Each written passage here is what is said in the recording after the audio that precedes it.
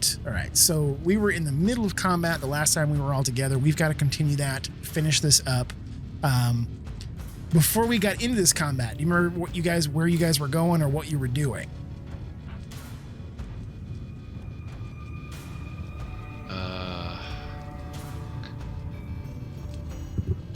That is the $1,000 question.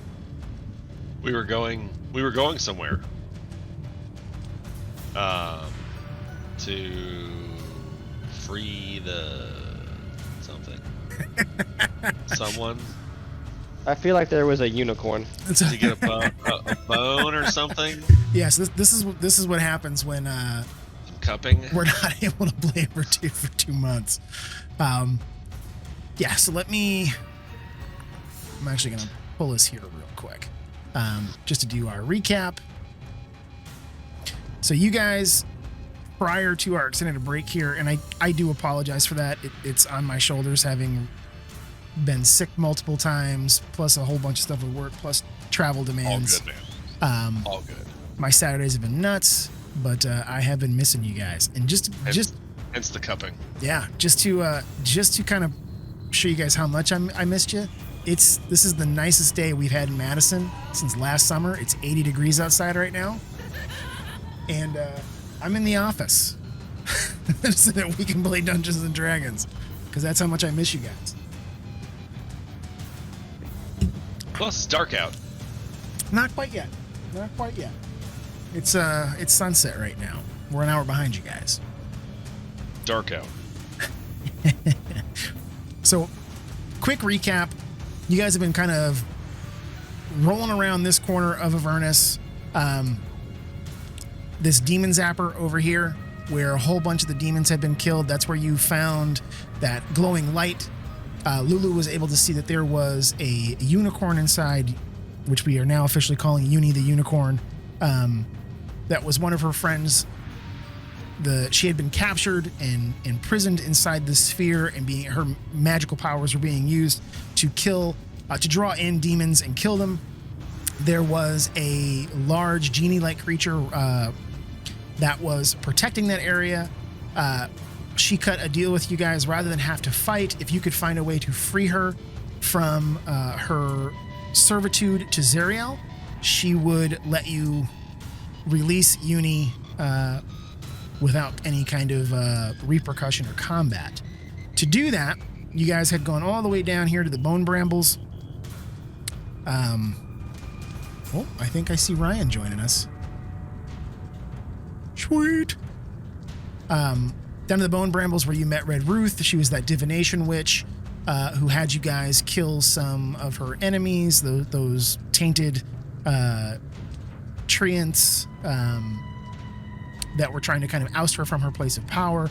In so doing, she granted you a divination and some kind of fair passage. And what she told you is that using a time transference potion and some material from a celestial Empyrean, that the keeper of Uni, I'm forgetting her name now. It's like Razel or Razul. What the heck was her name? Let me find out here real quick. What are my scene notes? Ralzala. That's it. Ralzala the Tao. So that Ralzala could use that time potion to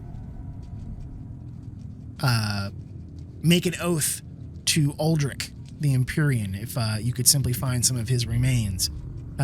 She could combine that with the potion of time transference and have an oath in place prior to ever meeting Zariel, which would change her oath enough for her to be free. So you have the time transference potion, which you were able to get from Red Ruth, but you guys were making your way down toward Uldrak's grave to see if you couldn't locate some of his remains to be able to use with the potion. As you were doing so, kind of swinging down here around this lake of fire, you guys were ambushed by a warlord of Avernus. There was a chase, a frenetic, crazy battle, which we were not able to get through completely in that last round, just because there were so many moving parts. We're going to try and see if we can finish that up today as you guys continue on to Uldrak's grave. The other big thing that you guys were looking for is that over here, you'll see that there is a token that says where you need to be.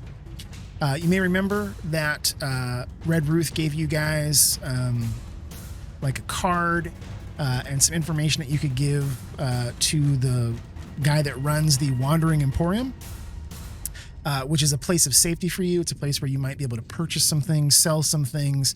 It's this huge like gypsy caravan that makes its way around Avernus atop the back of these massive war machines. So rather than being like gypsy wagons being pulled by horses, these are literally gigantic war machines with stores on top of them. So you guys, she was able to use some of her divination to let you know that it would be here in a specific amount of time. So you guys are trying to figure out, you knew you had 1 week to be able to make it there. So a little over a half a day has now passed. You're in combat, still trying to make your way to Uldrak's grave, and then inevitably within a week trying to make it over to find that Emporium and seeing if you guys can't find a place to rest, maybe make some new friends, maybe buy some new gear, maybe sell some things, etc. I saw Ryan jumped on and jumped back off. Can you hear us, Ryan? I see you're in Discord. I can hear you. Cool. Can you hear me? Yep, we can hear you. Okay, good. Yeah, I had to open up WebGL or whatever it is on Chrome. Gotcha.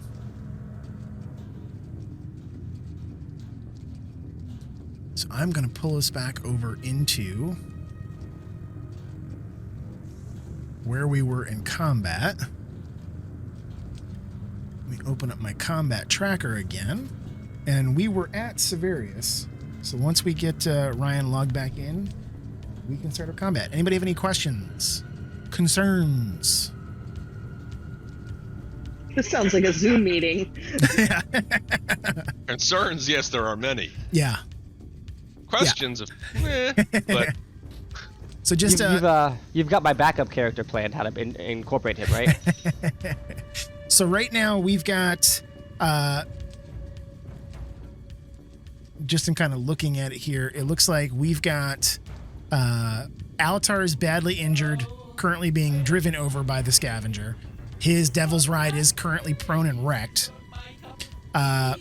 We have another fully functional Devil's Ride, but it had taken and it had definitely sustained some damage, but it's kind of just parked now because Moon jumped off and into this scavenger. Olin looks like he's still at pretty much full health. Severius is probably 3/4 health. Audrey hasn't been touched yet. Moon hasn't been touched yet. Your Tormentor is also less than 50%. So your vehicles had taken quite a bit of damage, and so has your Sorceress Warlock.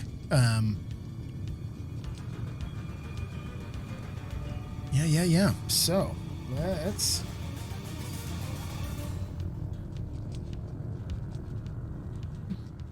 fucking rock out.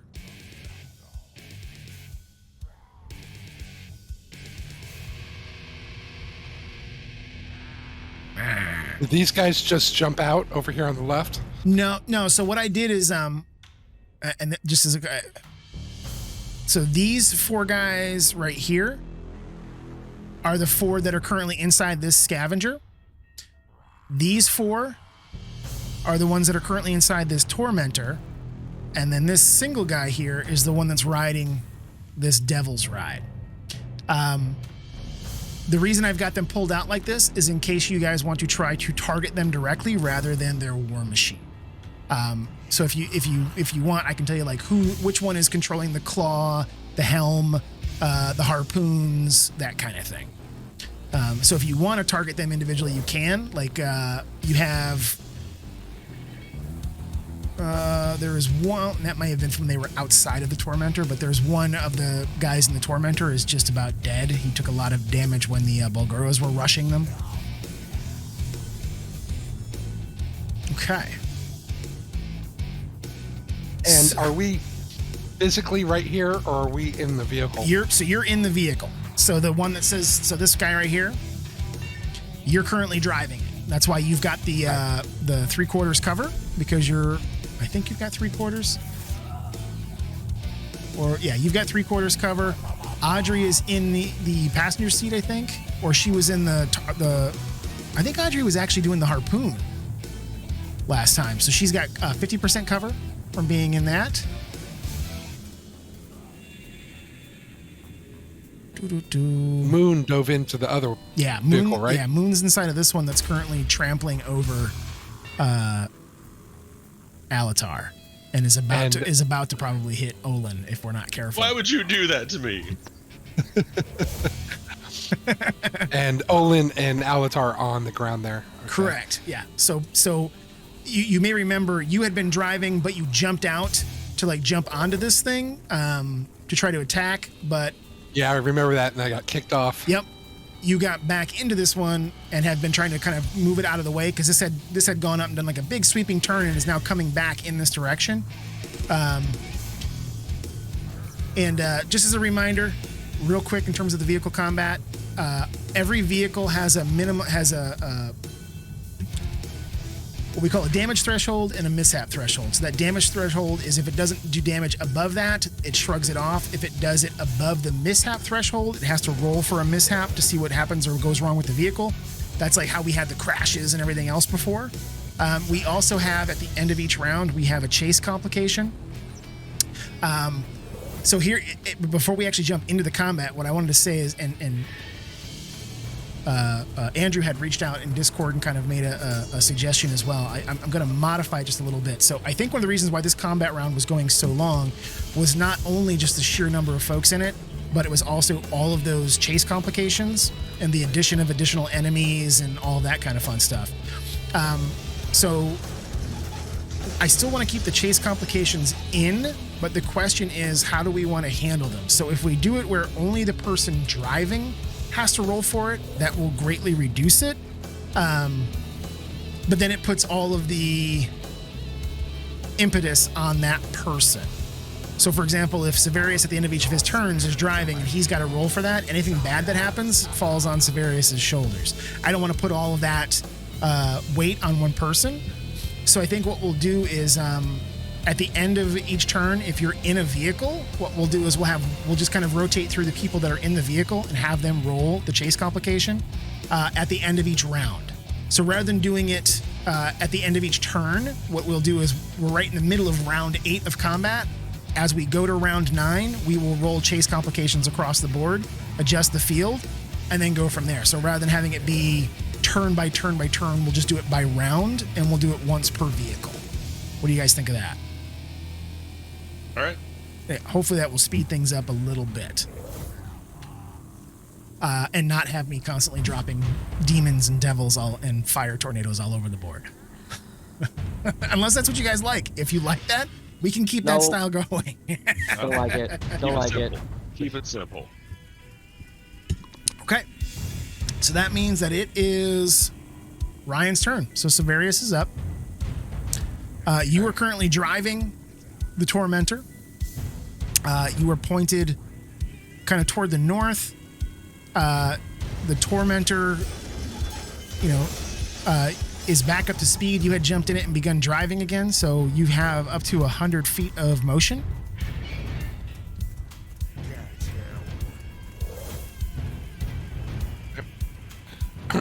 So I'm gonna. And just as a reminder, in this map, it's not 5 feet per square; it's 20 feet. So 5 full squares of movement for the Tormentor is 100 feet. And you can still drag the. What button is that? Shift? Control. Oh. Yeah, if you click on it and then hold your left, just kind of hold the control key in, you can just drag with your left mouse button. I'm gonna take a right and try to get parallel with the other vehicle here. Okay. And slow down a little bit. Okay. So our harpoonist can take a shot. Do you want to move up next to it, like maybe here? So you're like side by side? Correct. Okay. And is this thing going fast? The So the scavenger had gotten itself back up to speed as it did a looping turn, so it is capable of doing 70 feet of movement. It is not as fast as a tormentor, but it's chugging along. I guess that's all I'm gonna do in the moment. Okay. So that is going to be our next tornado. And I think what I was doing was rolling a d4 on these. So that was north, south, east. So it's going to move to the west. So I've got to remember here just how far these things can move. Let me just check something here real quick.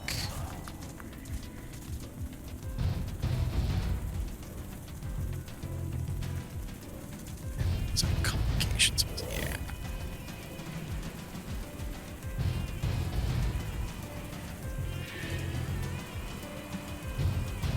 Yeah. Yeah, this thing was ugly. Let's do that. Okay. Just trying to remember exactly how far I had been moving it. Because now it needs to move directly toward Altar. Uh-oh. And the rest of us. Yeah. Come on, man. All right, well, whatever. I think I was moving it. I think I was only moving it one square each time, if I remember correctly.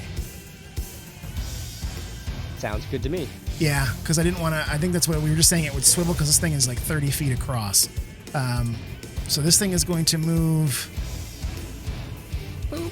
Do that. So it was there. Their game's paused. Yeah. That matters. Okay. So we are going to put that sucker there. That's going to be its move. And that brings us to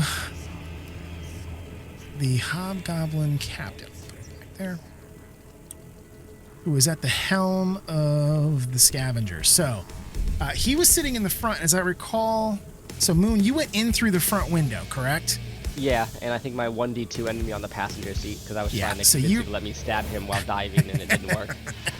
So you are right next to this guy. So he is going to target you. You may need to remove my cover then. Yeah, that's right. You're not on the... To be fair. Yeah, you're not on the Devil's Ride anymore.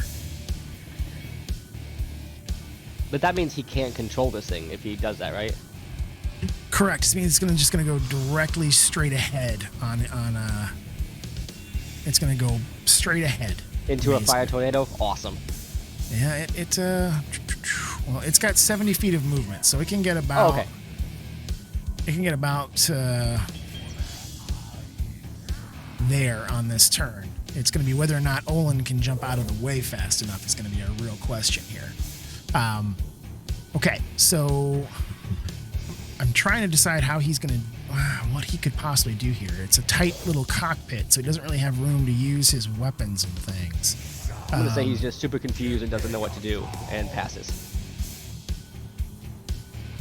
So I think he's just going to...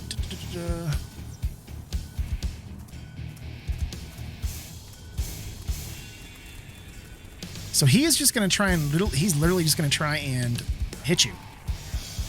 Like just reach over and try to smack you with a fist. So that is going to be let me just see here. Why did they not include that for the bad guys? Because they have weapons. Yeah, so the thing is that he has a great sword, so trying to pull that out and slash across from the other side is probably not going to happen. You could have him do it with disadvantage, maybe, if that makes it easier on you. I'm just trying to look at a basic punch is 1 plus your strength modifier in terms of damage. In terms of a hit, Should be the same, right? I mean, yeah. everybody's proficient with it. I'm gonna do. I've learned so much by watching Critical Role, just for the record. So that's gonna be a 9. No. So that would not be a hit against your AC of 18, so that is going to be a miss. I'm pretty sure he... He does have multi-attack, but it's with 2 greatsword attacks, so I'm not going to convert that over and do it as 2 punches. So he's basically going to try and get into like a physical confrontation with you. Because it's his turn, that means this thing is going to roll forward roughly to there. So we are going to need to figure out how to do a save here, a dexterity save for Olin, try to get out of the way. We don't have Corian yet, so who wants to roll to see if Olin is going to be able to make his way out of here? I'll try it. Who's feeling lucky? I was going to nominate Ryan. Can I use my luck if I'm the one rolling it? No. Nah, It's got to be an ability that the character has. Does he have luck or he inspiration? He does not. Currently, right now, he doesn't have any bonuses or negatives on him in any way, shape, or form. So if you double click on Olin, Moon, you might be able to then click on his dexterity and do a saving throw. Oh, goody! It's +0. Here Yeah. we go. So we're setting. So this is a really big machine rolling down him, but he has seen it coming. It wasn't like he just suddenly turned around. Olin has been here. He was moving out to try to help Alatar, if I remember correctly. So we're gonna set the DC on this halfway between kind of difficult and moderately difficult. So let's say this is gonna be a DC of. I'm gonna say a DC of 12. All right, here we go.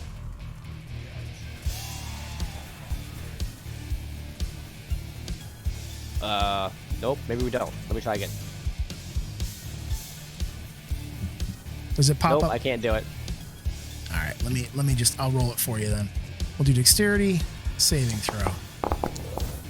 That's going to be good enough with a 16. So as this thing is going to go forward, we're actually going to pull, say Olin jumps. And then this thing is going to go roughly here, kind of straight ahead, past you guys. So it is off of Alatar. You are no longer under its crushing wheels, taking damage. That is going to be the Hobgoblin guy's turn. That's going to bring us to Audrey. So you are well within harpoon range, considering you're only 60 feet away from this thing. So if you wanted to fire the harpoon, you could certainly do so. You guys still have 4 harpoons left in the Tormentor. And if you can actually open up the Tormentor, like double click on the Tormentor icon, and it should have the harpoon flinger in there for you. You can click on the icon for it, and it should, if you target whatever you want to target. Oopsies. Unfortunately, that's going to be a miss. So as Severius turns the Tormentor, the heavy grinding wheels kind of making funny noises because the Tormentor has taken so much damage, rolling over the rough terrain and dirt and ash of Avernus. As the scavenger goes quickly by in the opposite direction, Audrey fires off a harpoon bolt, but it flies wide, going right over Olin's head as it flies off into the skies. Okay. At least I missed Olin's head. Yeah. We didn't have Olin dodge yet again. Okay. That's going. Do you have a? So that would technically be like your main attack. If you had a bonus action, you could certainly use it. Nope, I'm good, thanks. All right. That's going to take us to Olin. Okay. Oh yeah, there's Corey. You succeeded on your dexterity saving throw to roll out of the way of the scavenger, so you didn't get ridden over. Thank the GM for that roll. That's a bonus. All right, sir. So we are back to you. So you had jumped out of the Tormentor when it had stopped after Severius had jumped out of it as well. I think you'd been moving to try to help Alatar because he had crashed and been injured and been ridden over. But up here, Severius is kind of going in the opposite direction. The Tormentor is going in this direction. Moon's Devil's Ride is right next to you. Alatar's Devil's Ride is wrecked and prone. Alatar technically is prone as well. I should put that on you because you just got driven over. Alatar's on the ground, badly injured. There's a whole bunch of fighting going on south and west of you. What would Olin like to do? Okay, so just so I am clear, the scavenger is heading to the southwest? Correct. Okay. So no immediate danger from that. Okay. Except for, maybe like this giant claw thing here at the end. That technically there is a guy running that who has not had his turn yet. Fantastic. Also, every square is 20 feet, which Yeah. I think is important for you. Yeah. Since you're out and about on the ground, Every square is 20. Okay. Yeah. This just keeps getting better. I tried to design a TPK, my friend. Yeah, let's move on to that Spelljammer.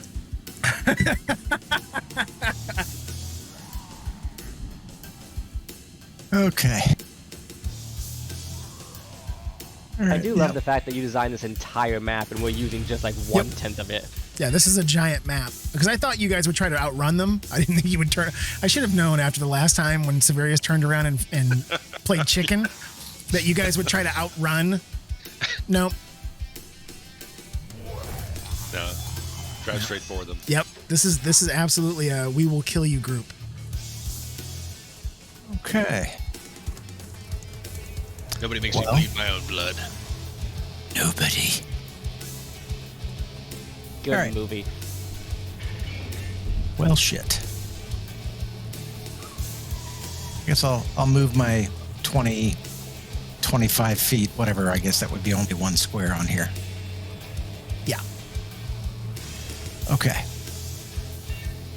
Now, if you wanted to, so I know that you moved directly north. If you had wanted to move toward because it's a 20-foot square, if you want to be in the same square as that wrecked Devil's Ride, which would take you out of the range of the scavenger, its swinging arm, you could absolutely do so. Okay.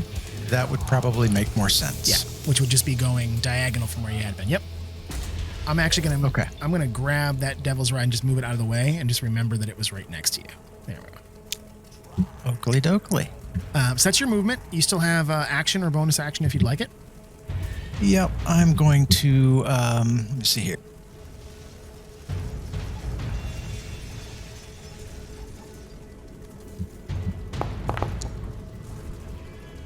Oh, poop. I wanted to cast that at a higher level. Okay. So let's, we'll just, did that actually cast on, did it cast on Alatar? Did it add the, so let me do this. I will just reverse it. Do that. Cool. So if you want to, did it ask you if you wanted to cast it at a higher level or no? No, I hit the roll and I didn't get the window that gave me the choice. It just rolled it. Hang on. Uno secundo here.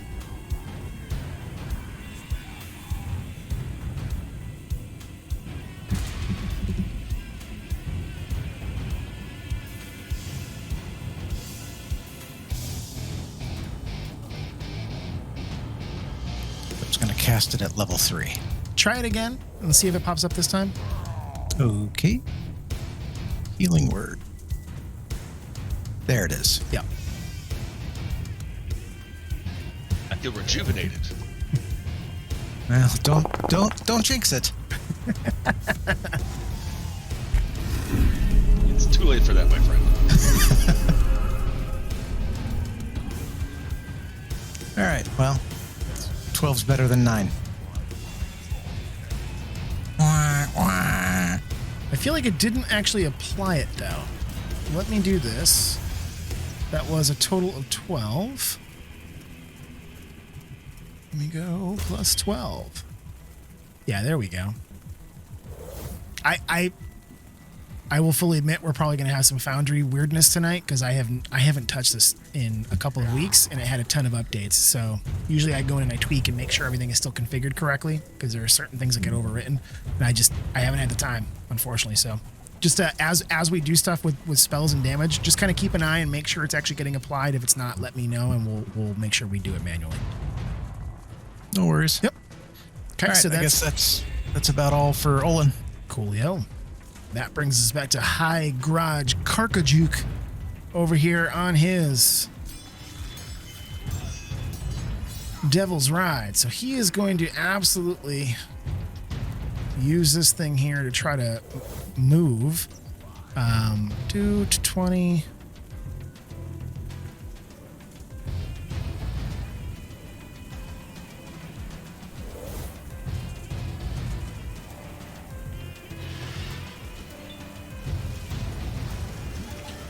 Going to kind of go like this. Yeah, there we go. We'll make sure I didn't go too far. And it's kind of turning around.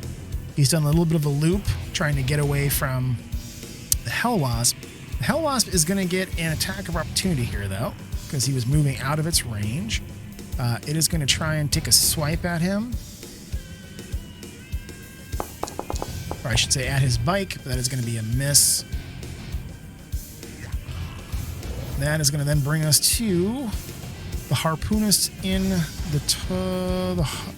scavenger. So I wave. So you hear so as you're kind of grappling back and forth with the captain in the driver's seat, you hear further up in the back this one guy screaming out, "Clear! Shot being fired!" And you feel like the whole kind of scavenger itself shakes as like there's just this sound of a massive bowstring twanging. Some kind of a massive catapult construct fires a harpoon from the scavenger towards... he is trying to help his boss here, so he is going to fire it at this Balgura down here toward the bottom. Are you fucking... Cool. That's a fun time. Yeah. So that clearly is going to be a miss. So let me see.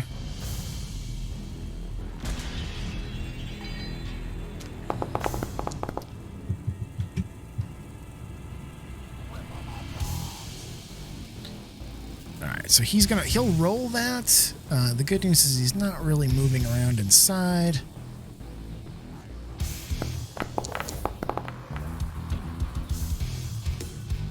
So he passes it, so he is not going to be lame. But that is going to be his whole turn. He fired and missed. That's going to bring us to Moon. So you are inside the passenger seat.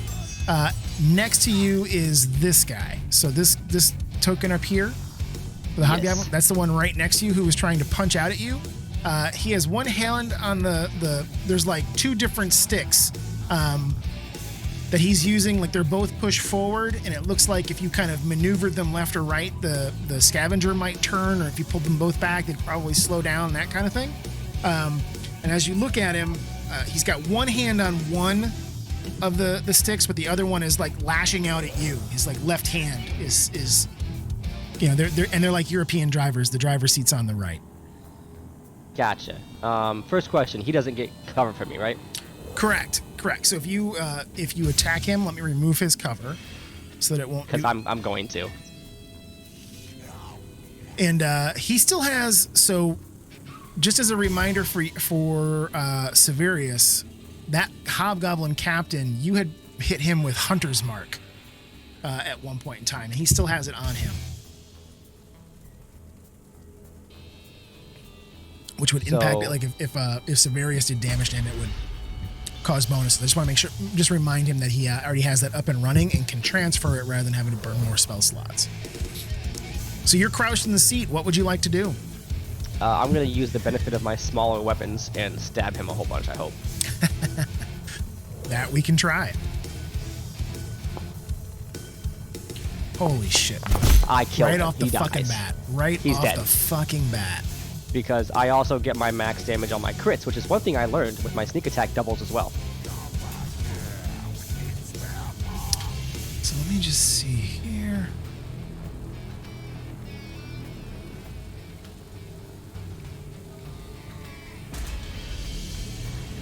it's still not doing the crits correctly either, doing the max damage. God damn. I wonder why it does that. 31 isn't my maximum? So I'm just looking here. So it's 2d8. Plus a whole Pierce bunch, is yeah. 16. Yeah, plus... Oh, no, it did. I'm sorry. I didn't. Let me expand it down here. So 2d8 minus 16 plus 5 plus 2. Yeah, 31 is your max. Good. Okay. So that I did get fixed. Thank freaking God. Because it wasn't doing it for the last 2 sessions. I mean, do you even want me to bother with the sneak attack? Because it doubles as well, and it's maximum damage, and it's a lot. I mean, he's near death. He's not dead yet. So what would you like to do? Sneak attack, which should be a lot more than that. It should be, let's see, what's 4 times 6? 24 times 2, another 48. Good guy. Yeah. Well, he's dead. Yeah, that's why I asked if you wanted me to bother rolling it. So as you lash out with your daggers, Rapier. Oh, rapier, excuse me. Your rose rapier of Lathander. As you strike out, because he's not able to dodge or really move out of the way, you pierce straight through his ribcage, straight through his heart, and into the seat behind him. He leans forward, kind of actually impaling himself even further on the blade. His gums pulling back, his lips pulling back, and you see that he has some sharpened teeth, almost as if he has filed them to make them sharper. And he takes like one bite at the air as the light in his eyes fades, and he slumps back into his seat, sliding off of your rapier, his hands dropping from the controls completely. You feel a shudder in the scavenger, and it begins to immediately kind of list toward the right-hand side. Like it's starting to do like a turn. You can begin it. You can feel it immediately, kind of pushing you back toward the wall, deeper into your seat. Okay. Can I use my second attack to like kick him out the door? So there isn't the door itself is not. You could try. You can certainly try. What I will say is the door is not open. So you could try to kick him through the door, or throw him out the front window. Something to move him at least.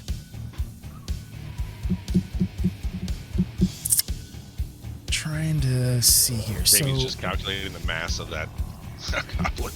Yeah, and it's a captain in full armor with his weapons on him, so he's pretty big. And that's not to say that Moon couldn't try other options. Certainly try and do the strength. Oh, Moon's gonna fail the strength, but it's okay. Well, I would have you do it as a strike, like an unarmed strike, which. Okay. I have to use my claws, I guess. Yeah, I'm trying to decide. We have our methods. So I will say this. So you have, what is it? 2 attacks. If I use a bonus action, yes. If you use your bonus action. So what I would let you do is, rather than using your attack, if you wanted to use your bonus action to simply like lean across him as you're pushing him, to lean across him and unlatch the door and roll him out, I would let you do so. But that'd be all the actions. Okay. Would I be able to like take his place as well by doing that, or? So it would set you up to be in place to drive on your next turn. Okay. So basically what I'm offering you is in terms of like, because you get like a free mechanical action, kind of like where you can pull a sword or you can pull out a potion. In this case, I'm going to give it to you where you can either choose to grab the helm, the 2 sticks, or you can choose to try to unlatch the door and roll him out. So that okay, I figured with him leaning over like it, I probably couldn't grab the sticks. I guess at least not both of them. He's in the way, right? I would say he's kind of slouched down and back in the seat, and the sticks are kind of like in between his legs to the front. So have you ever seen like a helicopter pilot where they've got like this one stick in the middle? Imagine that, but there's 2 sticks. Joystick in the parking brake. Got it. Yeah. Yep. All right. Before I do that, I have a question. Yeah. What are the other? I know there's one at the harpoon. What are the other 2 doing that are in this vehicle? Excellent question. So there is one that runs the harpoon. There is one that is running the claw, and there is one that is running the other harpoon. So there are 2 different stations atop this, plus the claw. So as you from where you're sitting, there is like a crawlway that goes up toward the higher part of the scavenger. So the scavenger itself is very, very tall. We only ever see it from this top-down view. But this thing is like 25 feet tall on top of these giant rotating, infernal iron wheels.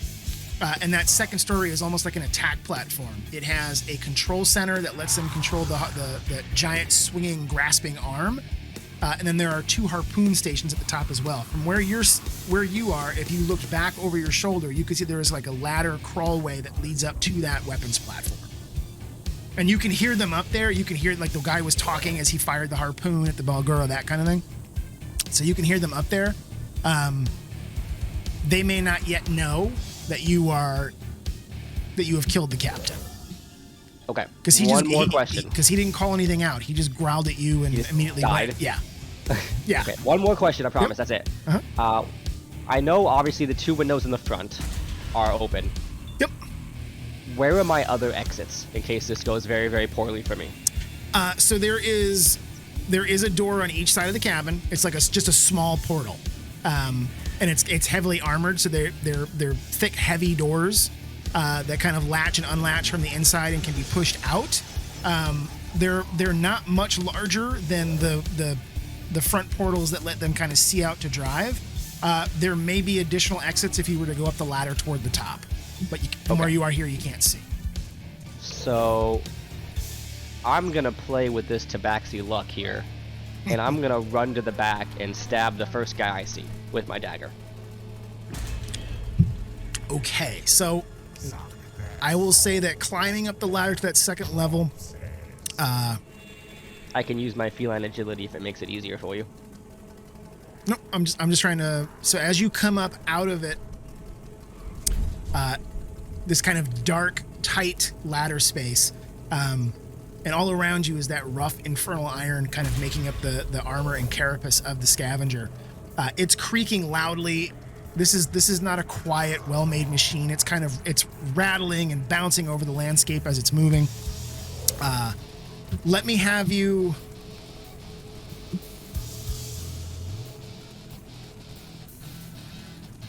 Are you doing this stealthily, or like you said, you're just running straight up? Yeah, I was just gonna run. I don't know if this is a claw guy up top also, or yeah. So there's Okay. so as you get to the very top of the ladder, what you see is there are 3 action stations. One directly ahead of you. The guy's back is towards you. He's about 10 feet away, and then 10 feet to your left and 10 feet to your right are 2 other stations, both of which have harpoons. So their backs are all towards you, as they're kind of pointing their weapons out into the landscape. Okay. Then if possible, I will just climb up, jump up, and stab one in the back. I'm thinking the harpoonist that hasn't shot yet. If I can figure out who that is by one who's reloading, probably. So the one that hasn't shot would be the one to your. It's the one to the left of you. So the one on like this side of it, not this side. This guy took a shot at the Baldur. Okay. Which would be. It's actually, you know what? Let me swap. I'm trying to put these guys kind of in their positions for you, so they're like this. I think. Let me make sure I've got them. Yeah. So if I'm gonna put you right here, and then that's kind of how they are in. So you've got the claw and the 2 harpoonists. This guy shot. This guy. Gotcha. This guy. Then This guy is, you see, like as you come up, you can quickly see this. There's a giant like dark steel crank that this guy is turning, and there is this winding noise as the giant bowstring, basically this that fires the harpoon off of this massive crossbow, is slowly coming back into place. There's this sound of turning of gears and chains of some kind pulling at things. This loud rattling as he's working it. The hobgoblin directly in front of you is currently moving a lever, and you can see that through the view portal that he has, that the claw is swinging back and forth. The one to your left is currently beginning to pivot the harpoon to possibly fire back towards the Tormentor as Severius is driving it away. Yep, and I stab him. Okay. So if you want to target him, you certainly can. Do you want to remove the cover first? Oh yeah. Do. There you The go. longest turn I've ever taken. Let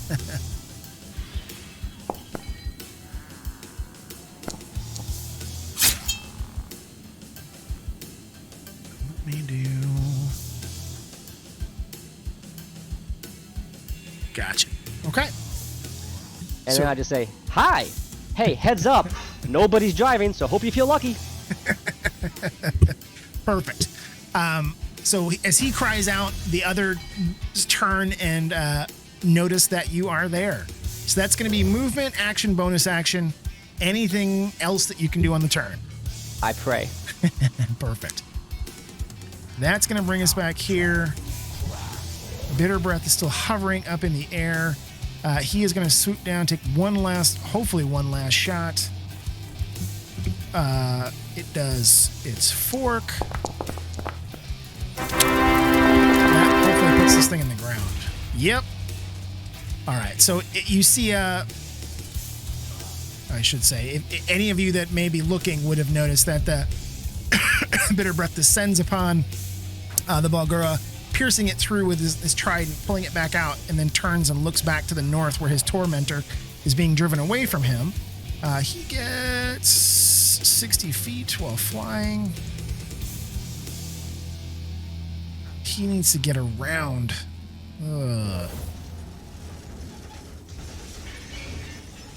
Trying to think of how he would do this. I think he's going to go directly away from the fire.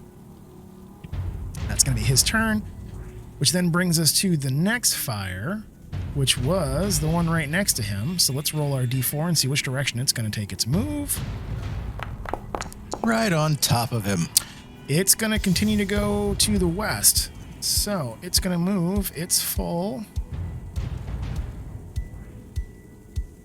to there, kind of blocking him off from where he would have been looking to go. That is then going to bring us to... That guy is just a passenger. He is going to attempt... Does he have a... He does. He's got a longbow. He's going to attempt a shot out the window at the Hellwasp, which is going to hit. So the Hobgoblins are beginning to pepper the Hellwasps that are tracking after them. Balgura's dead. That brings us to the other Hobgoblin. He is also going to take a shot out the window with his longbow. That is going to be a hit. So they are just peppering away at that. And then that's the last of the three tornadoes. Let's see if this one makes a... I have rolled west on every single one, guys. I've rolled a perfect 4 on all of my d4s tonight. Explain that. So that's actually going to take itself off the map. At this point, I'm going to say that I'm going to remove that one, saying that that tornado has moved its way off and is no longer to be worried about. Which brings us to Alatar. So, sir, you are prone. You can use half of your movement to get up. You see just behind you a 30-foot wide flaming tornado of hellfire descending down toward where you and Olin are. Just to the northwest of you, Severius and Audrey are back in the Tormentor, getting back up to speed, firing off harpoon shots. The Scavenger has gone rolling past you, rumbling across the plains of Avernus. You see it suddenly takes a kind of a sharp right sway as it begins to turn, its wheels groaning, the damage that's already been done to that Scavenger, causing it to rattle and shake, black plumes of smoke rising up out of it. What would Alatar like to do on his turn? Alatar will just lay still and let the fire tornado take him. I guess I'll take half my action and stand up. Yep. So it's not action, just half your movement. So you still Or have have my movement. Sorry. you still have some movement, and you have your actions. And your mount is actually in the same square as me. So what you're unfortunately that mount is That thing is old and busted. that thing is it's wrecked. Oh, That is not the new hotness. it's That worthless. is old and busted. Scrap metal. That is no longer the new hotness. I crashed it into a scavenger He took it face first into a much larger. without realizing that was what was going to happen. That's what I did. That shit don't have auto stop. No, there is no. It's not so bad. Yeah, there's no artificial intelligence that drives it for you. I did get to test out the structural integrity of the tracks on the scavenger, though. 10 out of 10. Very dangerous.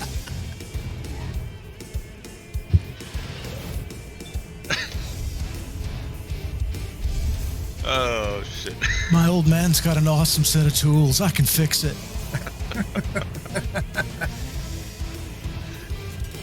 Nothing's dead ever.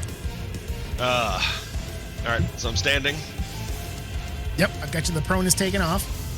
Okay. If this Spicoli. I don't even know what the fuck to do now.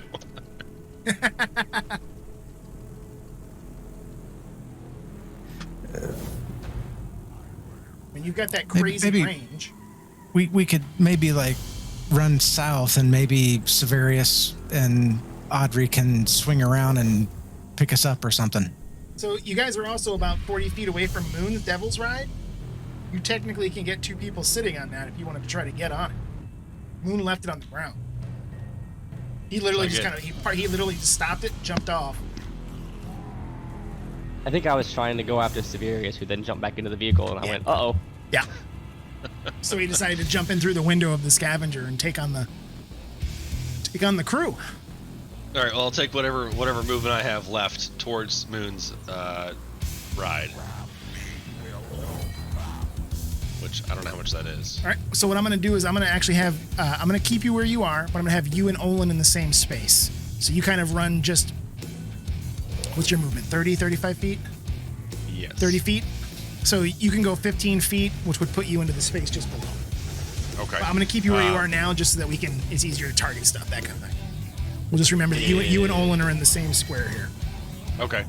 Is the scavenger that's southwest of me blocking my view? I would say Of the big yes. baddie? I would say yes. Plus, he's kind of down. This is a little bit of a depression in the map.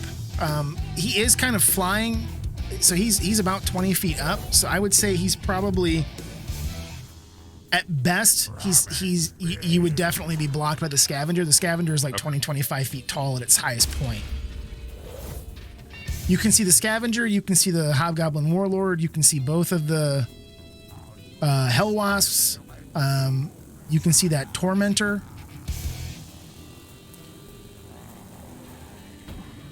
I'll take out I'll take a shot at the closest wasp. So just as a reminder, they're currently attacking your enemies. This is true. Then I'll hold my action for when I have a clean shot. I mean, you do have you have a clean shot at this guy. So that's he's on there. Yeah, he's driving it. Okay. So and because it's one of them, so you have a choice there. You can either target the tormentor, not the tormentor, excuse me, the Devil's Ride, or because it's a motorcycle, he's out in the open. You could torment the hobgoblin warlord that's driving it. I feel like I really messed him up too. Yeah, and remember he crashed and was in the fire and all that shit earlier. So if you want to target him, he's up here. You can just click on his token to target him. Or if you want to target the Devil's Ride, you can just click on it and target. I'll take the whatever he is. Yeah, he's High Lord Grakajak or whatever his name is. High Graj Karkajuk. You don't expect me to get all the names in hell right, guys. It's not going to happen. Skookadookmajuk. Yeah. Right. You can take a shot at Scooby Doo over Or here. Jim Job. High crotch cockajunk. Jim Bob Flim Flam. Good old high crotch. High karate. High crotch cockajunk. He is going to not use that.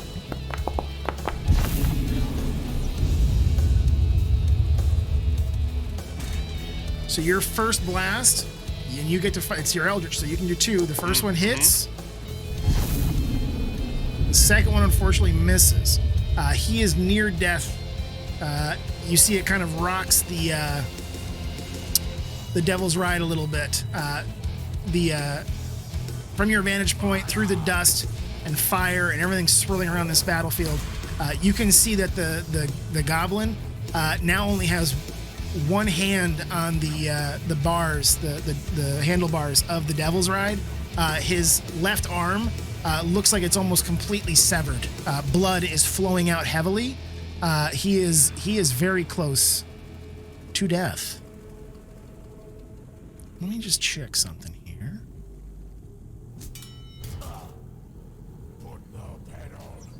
Yeah, I'm just checking the card here, making sure that it applied the damage it did. 9 minus 7. We're good. Okay. Cool. All right. So that's your turn. That's going to bring us to the Hellvasp, who's going to just try and take some of his shots here at the Tormentor that he's chasing down. And it's...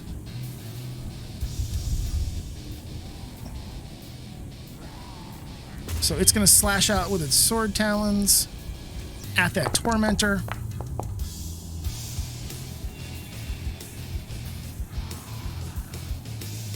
So it is going to be a hit, and that's 12 damage, which is above the minimum but below that critical mishap. So that's going to be all right. So the Tormentor takes 12 damage.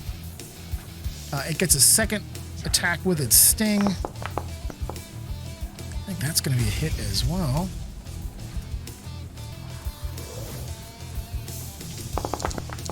What does the juke do? That's always my question. What the fuck is a juke? It's a dexterity saving throw thing. Doesn't mean a damn Lateral thing. move. Yeah, it's so it does. Here's the thing: it's the 16, but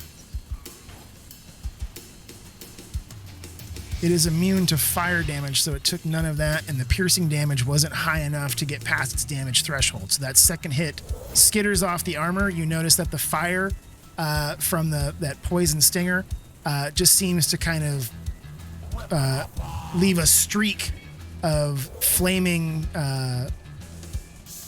liquid kind of across the rear part or the rear armor of the Tormentor, but it doesn't sink in and do any damage. The Tormentor continues on its way. That's going to be that. Hellwasp is actually it's got a 60. It's going to try and move up here along the side. So that would be, yeah, it's going to try and, it's moving its way around toward the front of it.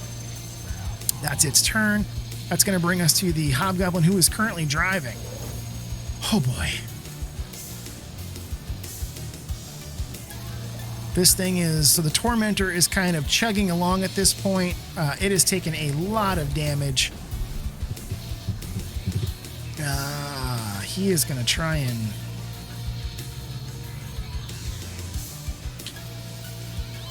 Yeah, he is going to gun it straight ahead to go his 60 feet, continuing in that direction. And as he does, he is going to use his Raking Scythes attack against the wasp that was passing him. Trying to see if he can hit that wasp. Who fails its dexterity, it's going to take that damage. So it takes the Raking Scythes as it goes past. But this one is going to get to make a opportunity attack. That was going to be a crit again. That is not going to get past the damage threshold. This guy is also going to get to make a quick opportunity attack. That's going to miss as well.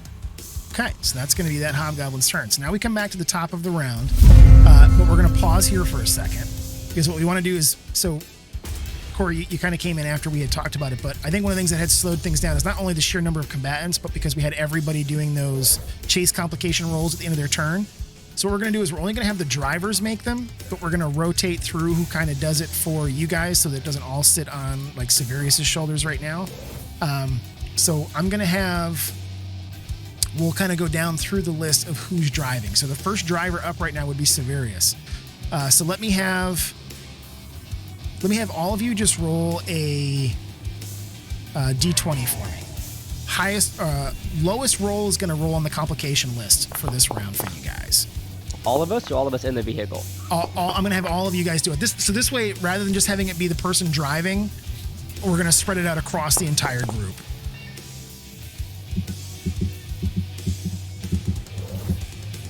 One, two. Just need to roll from. There's Audrey. Okay.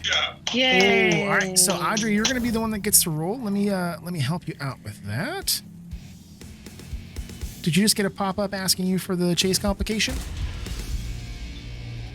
Yes, sir. Okay, go ahead and roll that. Perfect. So as you are driving along here with Severius, you drive past a creature native to Avernus and it chases after you. That's going to be another Hell Wasp because that's what we've been using thus far. So let me pull another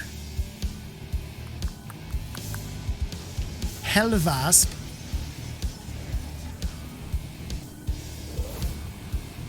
Because we always want more of those. Yep. We're going to pop that guy right there. So as you're going to go driving by, another one pops out and begins to chase after your tormentor. Okay. So that's for your guys. The other two vehicles you have are not currently in use, so we're not going to worry about those. So I need to roll one for the driver of the tormentor. Might as well just keep pulling out more and more of these wasps. He's going to have another one that pops out on him here. And then there is no current driver of the scavenger, so either I can roll it or Moon can roll it. Aw, come on. I killed him. He shouldn't be able to do it now.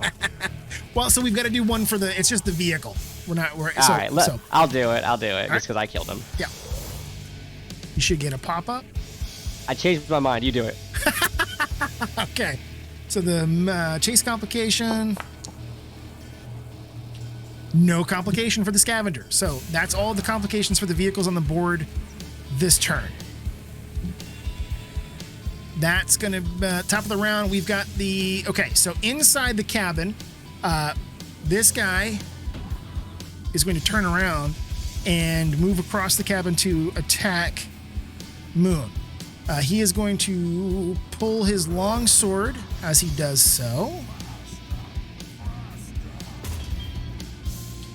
He is going to attack. That is going to be a hit for 9 damage. He is going to use his martial advantage. Go ahead. I was trying to think if I could use my uncanny dodge on that was my reaction, but it didn't give me a pop-up like usual. To have it. We can certainly do that. So, let me just check something here.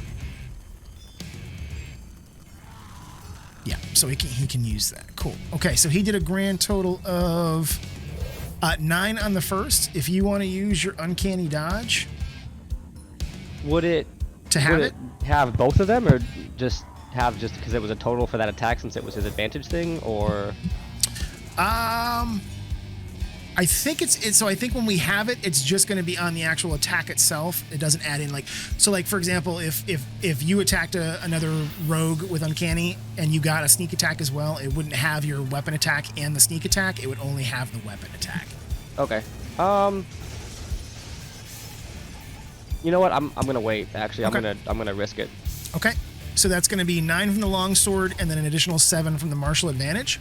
But I don't think you had been hit before, so that's actually going to be your first damage. I don't have a lot of hit points though, so. Yeah. I'm actually going to take cover off of all these guys inside because they're probably all going to be fighting you. That's going to be his turn. That then takes us to the harpoonist here, who was on the crank. He is also going to turn, coming toward you for his attack. DM is rolling high tonight, folks. My face notices. Yeah, that's going to be 4 damage, and because you are within range and he is not incapacitated, he can also use his martial advantage, which would do another additional 8 damage. Owie. So Moon is now bloodied off of those 2 attacks. That is going to take us to, and I need to do this actually. Let me add this guy in and this guy in.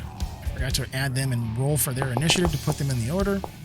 That's okay. They will pop up next time. But this Hell Wasp is going to continue chasing, but he's not. No, he would not be able to get quite close enough to do another attack. Brings us back to Severius. So, Severius, as you were driving the Tormentor, you felt the hum of the harpoon as it was fired. You see the scavenger go flying past. As you look out the windows to the right, you can see that Alatar and Olin have combined forces near the downed Devil's Ride. A massive fire tornado slowly moving toward them. As you kind of are flying across the terrain here, you see another Hell Wasp comes flying down out of the kind of like from these crevices here to the north of you.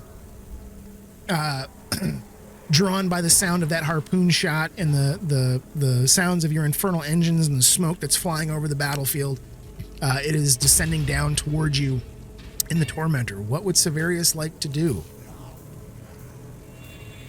How hard is it to do a 180? So I would say it's not difficult at all. If you wanted to like pull the e-brake and swing this sucker around, what I would say is we'll just use up, we'll say an about face or complete change in direction would just use 20 feet of your total movement, which I think you get 100 feet. So if you did 20 feet to completely turn yourself around and gun it again, I'll give you 20 feet to do a complete U. That sounds good. I'm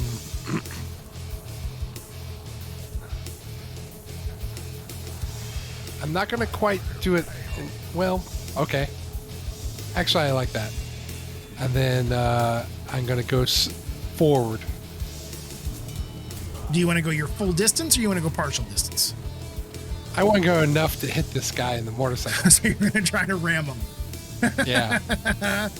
Let's see here.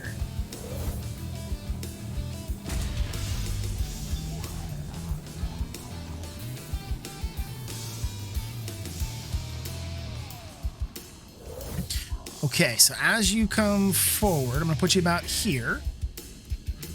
So crashing into creatures. So this thing is smaller than you, so you wouldn't take any damage from hitting it. He has an opportunity to try to dodge out of the way. So it takes a DC 10 when you're crashing into a creature.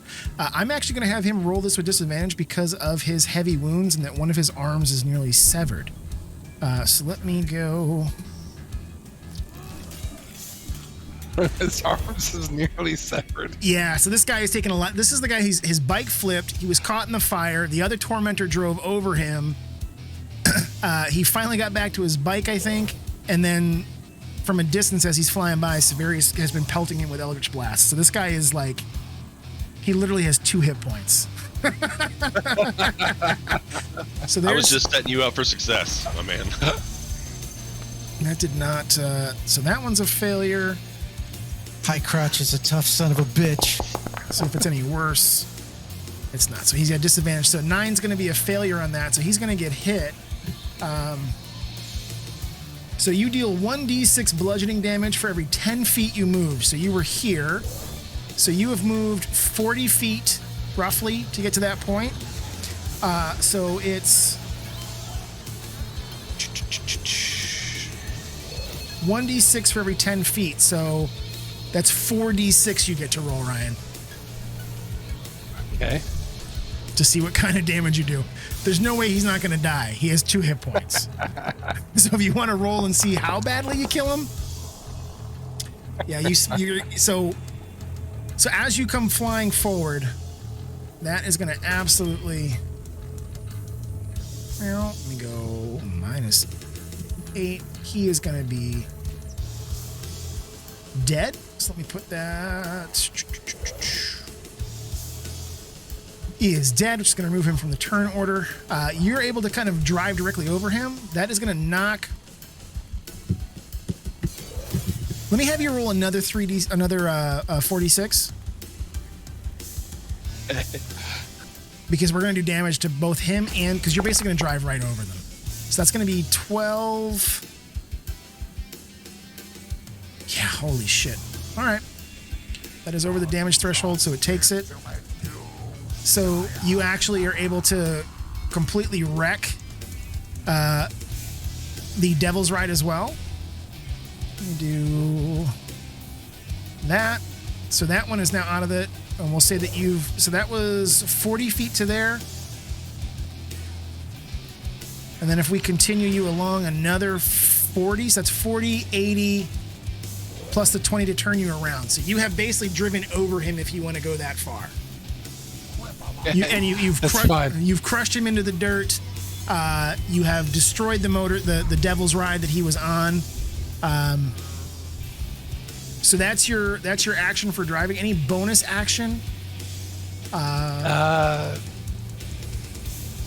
No. Okay.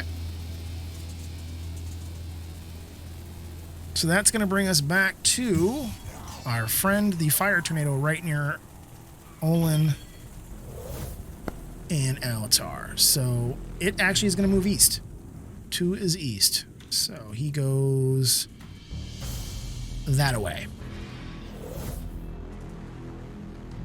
Which brings us back to Audrey.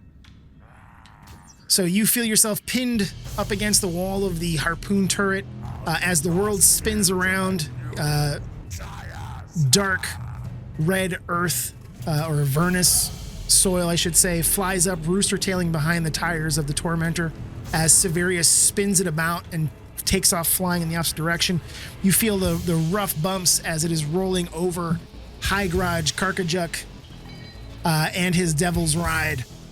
You are almost side by side with the scavenger that is listing towards you guys. As you look out, you can see through the harpoon turret windows, you can see just brief flashes of Moon currently in mortal combat with 3 hobgoblins. What would Audrey like to do? Pew pew.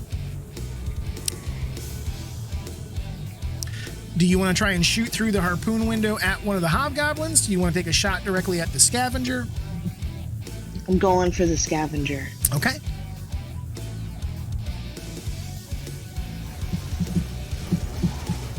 It's asking me if I want to use ability. Is that correct? Are you using the harpoon flinger? Yeah, it says configure how you would like to use the harpoon. This feature has 3 of 10 uses per charges remaining. Yep. You can say if it's probably asking you for if you want to consume it. You can say yes. That is going to be a hit. 19 is over. Unfortunately, 9 damage is just below its damage threshold. So as the harpoon slams into the side of the armor, it careens off. You can see the large infernal metal of the harpoon is actually bent from the heavy impact, but it doesn't do any lasting damage to the scavenger. Unfortunately. Any bonus actions you'd like to take? No, thank you. Olin. Alatar has come running up to you. The fire tornado just suddenly took a hard turn back toward the east. You see the Tormentor driven by Severius heading back into the deadly belly of combat. What would you like to do? I saw him run High Crotch over, right? Oh, yeah. He's currently, the Tormentor is currently crushing it into the dirt.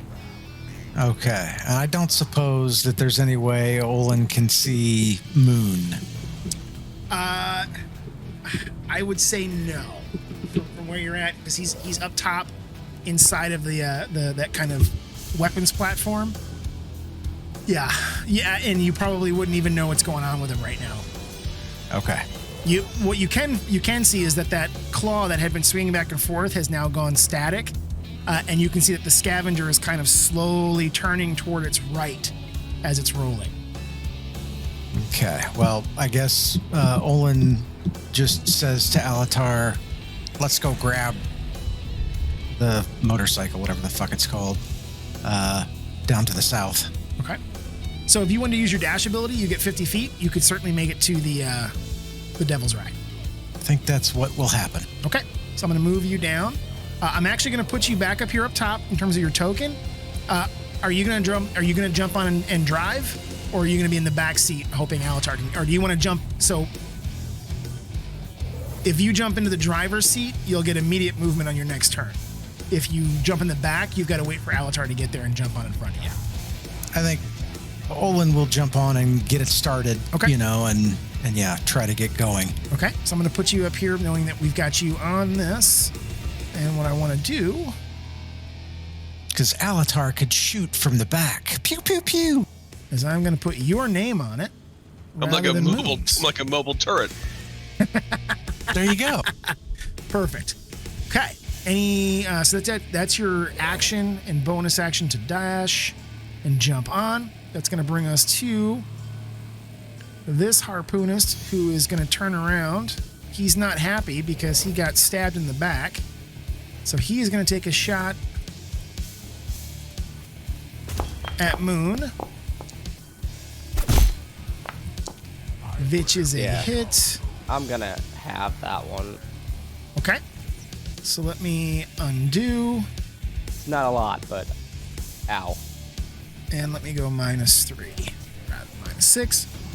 He will also use his martial advantage, Yeah. which will be another 10. So you are now near death, sir. Yes, my face hurts a lot. This could be bad. That is Again, stressing about it for 6 weeks for a reason. So it is your turn, sir. So you were surrounded up in this weapons platform of this rolling scavenger. You now have 3 hobgoblins that have all pulled long swords and moved towards you across the shaking floor. Behind you is the ladder going back down. Yes. Okay, so hang on one second. Let me rethink something. How much room is up here? It's about 15 feet by 15 feet. So it's Mostly fully occupied. Yeah, so there's about 5 feet behind you, and you're about 10 feet to any of the 3 stations. Okay, so I have a plan, and it's gonna go really, really well or absolutely horrible. I want to hear this plan. Step 1. A potion is that a bonus action to do, or is that a action to do? Let me just check something here. So actions in combat. There is an object.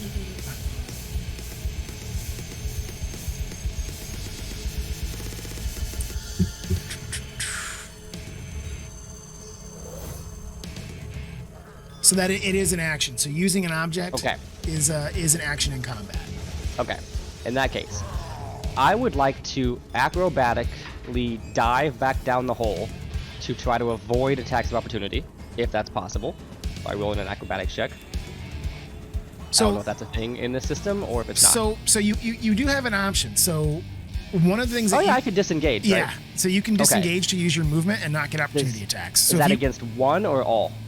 It's against it's all opportunity attacks. So if you disengage and went back down, slid back down the ladder, perfect. You could do that. Forgot about that. Yep. Okay, so I'm gonna bonus action disengage because rogue, and slide back down the ladder real fast. Gotcha. And then I'm gonna use an action to crush my elemental gem, and summon an earth elemental right where I just came from. So is disengage a bonus action for rogues? Yes, I believe it is. Let me double check. I think it is as well. I just want to make sure. Yes, I can take a bonus action because of my cunning action ability. Yeah. Okay, so you're going to disengage, which means that they do not get opportunity attacks. Are you sliding back down? Yes, I am sliding back down. I'm going to use my action to crush my elemental gem, which lets me summon an earth elemental as per the spell, so I can summon it right back where I was. Basically replace myself with an earth elemental. And then I'm going to finish my move by running to the helm. Okay. Interesting. So I'm going to go ahead and let me remove the elemental gem. I was hoping to not have to use it, but I think I have to use it. That's all right. This is a good time for it. So let me go ahead and remove that from your inventory. We're going to drag the earth elemental out.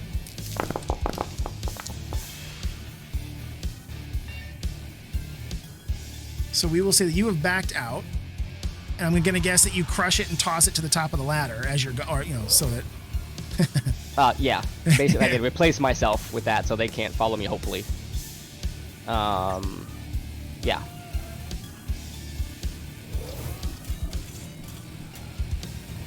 There we go. Okay, so I'm actually going to move you back over here, saying that you're still in that scavenger, but down at the very bottom.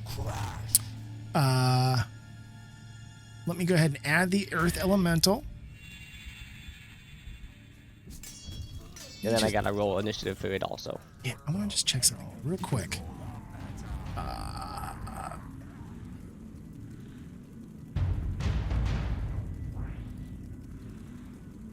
Elemental gem. Yellow calls an earth.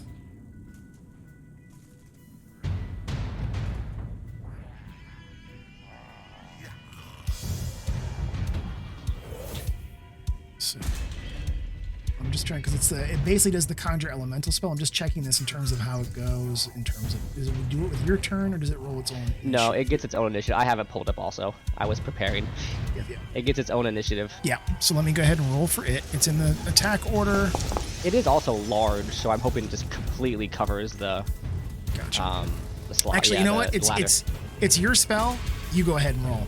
So roll a d20 and I can modify its initiative. Okay, let me figure out what its initiative was real quick.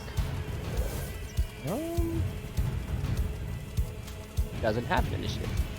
Yeah, it's just gonna. So it's gonna be just a flat d20. Oh, okay.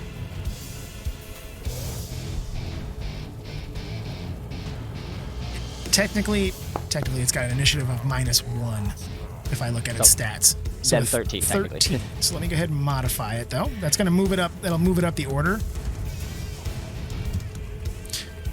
There we go. So now it's actually going to be in between Audrey and Oh, I have to wait an entire round for it to go. I wish it rolled lower now.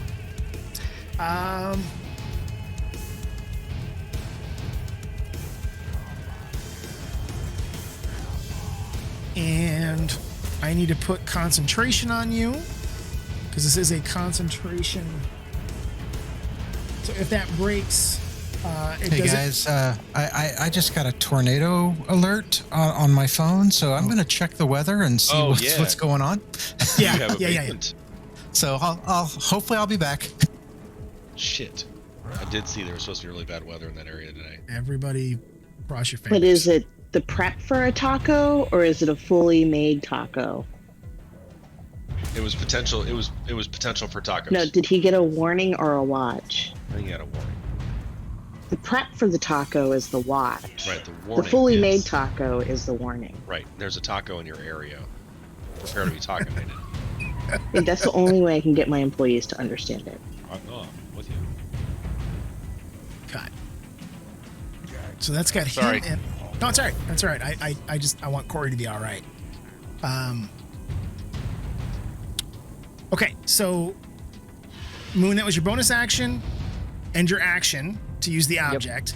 Let's say you went about 15 feet sliding down. And the rest of my movement was movement. to try to go to the helm, basically. Okay. All right. So the hobgoblin, the dead goblin, is still in that seat. If you want know what? I'm gonna retract that actually if I can. Okay. I think my movement is going to go to one of the sides and try to open a door. Okay. So can I if do that, or can I just go to the door? So I'm just gonna go to the door because you've already basically you used an object already that's fair. to interact. So we will simply have you at the door handle for your next turn. Which brings us back down here to Bitter Breath, who is just doing his damnedest to try and get around this.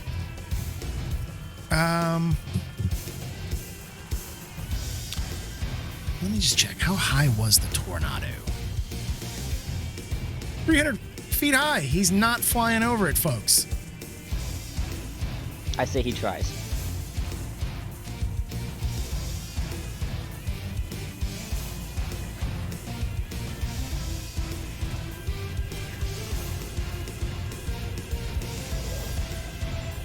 he's gonna go to there. That's actually to there, excuse me. That is gonna take us to the tornado. Let's roll the 4. Let's see where we go. North, east, south, or he's going east. This guy is having the worst luck. Every which way he goes, this thing follows. Okay, that brings us back to another one of the... Okay, he's going to take another one of his shots with his longbow. So we're back to the tormentor filled with hobgoblins. He is going to take a shot again with... Excuse me, let me delete that. That is not going to be what we want. That was a longsword, not a longbow. Okay, that's going to be a hit on that hell wasp, which is still near death, but not quite dead.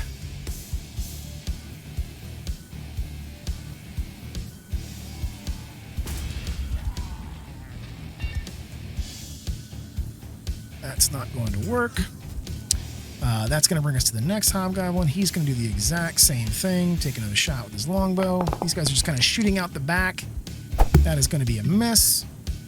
Which brings us to the hell wasp that is going to lash out at the tormentor as it goes by.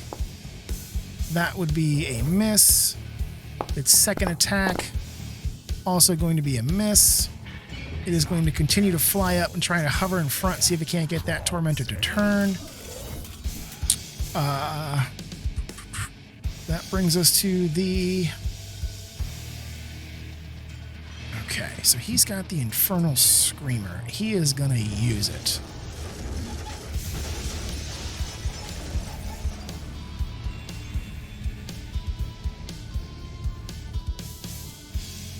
He is going to fire there. And use his infernal screamer, which I think means it takes half damage. So even though it succeeded on its ability to try and get out of the way, it still takes half of that damage. So you guys hear this like piercing telepathic shriek suddenly kind of ripping through each of your minds. As you look over, you see that the hell wasp that was chasing this tormentor suddenly it just explodes. Just a shower of blood and gore and insect parts that rain down with some fire onto the ground below. That is going to be his turn. Which brings us back to Alatar.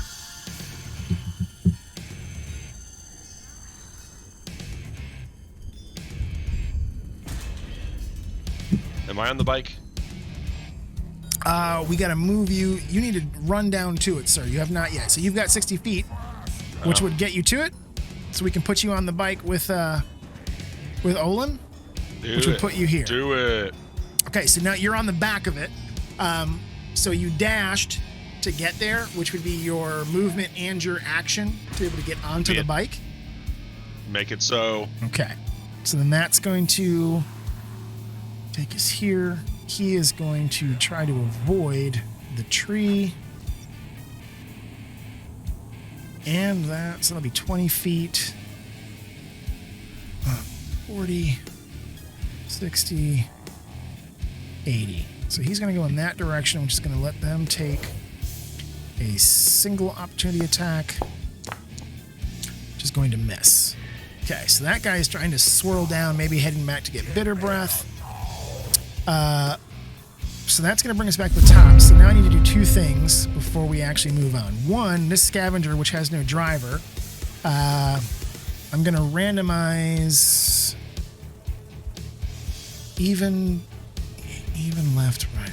Let me do that. So it's going to continue to curve toward the right. So I'm going to do that. This could get real painful with, but it's got to go... What's it got? 70. Okay, so do.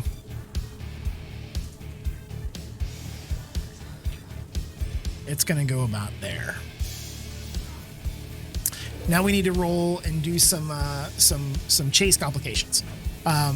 So let me have you guys have you guys roll a d20 again. Lowest score will roll for you guys.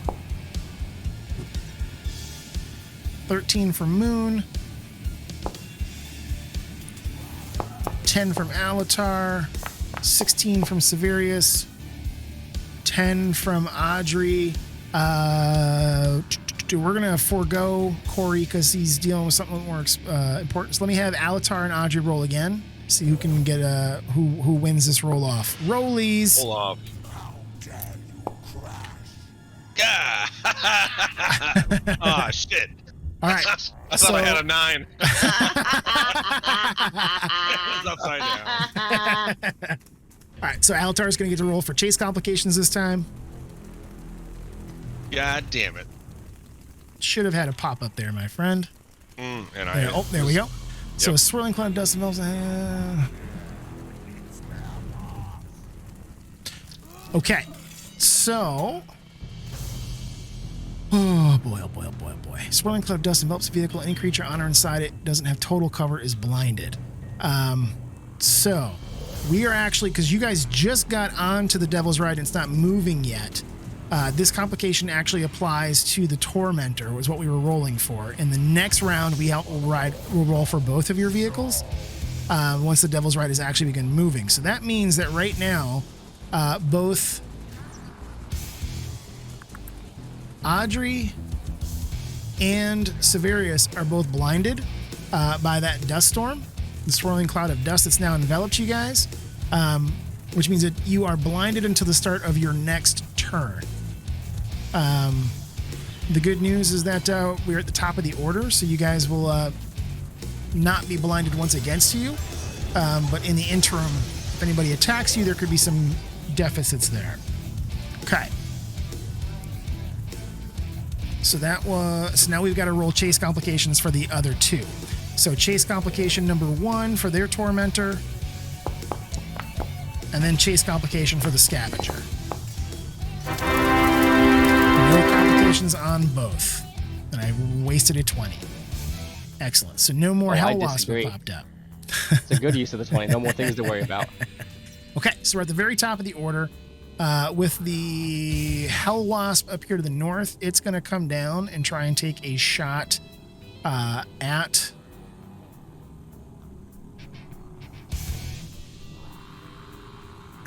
I want to make sure I'm actually clicking on the Tormentor. There we go. It's going to try and take a strike out here at the Tormentor. That will be a miss. And then again.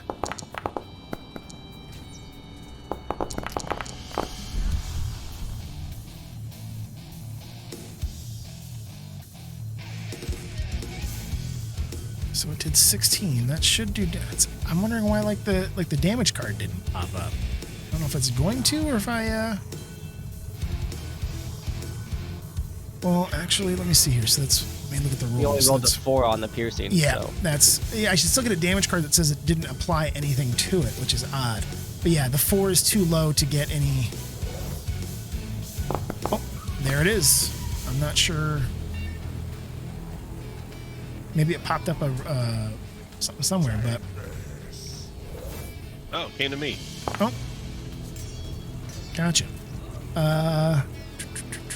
Oh, that was for the poison. We don't. It's fine because the fire. It's immune to fire damage, so it wouldn't have done anything. So there's the damage card -0. We are okay. So it takes 2 swipes at the Tormentor, but does not hit or do enough damage to get past that threshold. That is going to bring us to one of our Hobgoblin friends up here in the top, who is now facing an Earth Elemental. So this is just fucking ducky. So as Moon goes sliding down, all of a sudden there is this rumble, and out of the ether you see stones and dirt begin to kind of accumulate at the top of the ladder step, kind of pouring out of that cracked yellow gemstone that Moon tossed up to the top of the stairs after he broke it. More and more stone and dirt flies out until it begins to slowly build itself up into a humanoid shape of this hulking earth elemental. As it appears, the Hobgoblin realizes it is now stuck in this war platform with probably one of his worst nightmares. So he's just gonna, as Hobgoblins do, attack it. 2 is not going to help him at all. Oh, sure, you couldn't roll that on me. Because it doesn't hit, it can't use its martial advantage, so that is going to be his turn. That brings us to the harpoonist. He is also going to do the same and attack the Earth Elemental. That one will be a hit for a whopping 2 damage, but he can use his martial advantage because his compatriots are close enough. Do a little bit more that time. So he begins to slice into the Earth Elemental, but even with the strong hit with the martial advantage, he realizes that he's barely chipping away at the stone and rock and raw earth that makes up this elemental. That all got halved, right? Because he has resistance to basically all physical damage. Let's see here. Unless their swords are magic.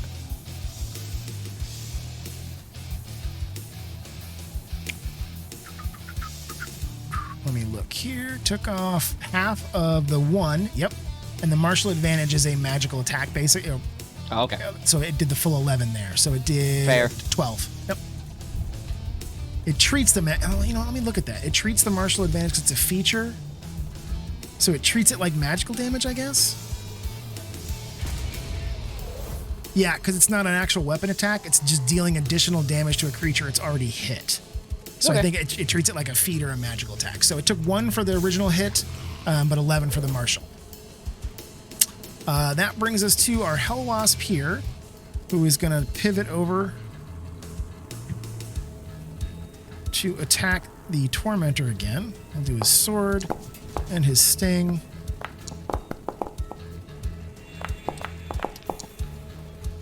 First hits, but is less than the... And the second misses. So he does no damage with that. That'll bring us back to Severius. So you are in the Tormentor. You see the Scavenger pulling across in front of your path. Again, still slowly listing to the right. What would Severius like to do? I'll hit the brakes. Am I blind? You are blinded. So Okay. so before you were blinded, you knew you were bearing down on this thing. And I should say it's at the start of your next turn, so let me go ahead and you actually lose the blinding there. So as you were blinded for only a few seconds, you kind of shake your head, and whether it's your infernal blood as a tiefling or the powers granted you by your god Hor, you were able to shake off the deficits of the blinding spell, or of the dust cloud, I should say. And you see before you, right off of your front tire, the massive rolling infernal ironclad wheel of a scavenger. All right. Hit the brakes. And try to turn back this way when the scavenger goes by. All right, so let's say that you again grab that e-brake.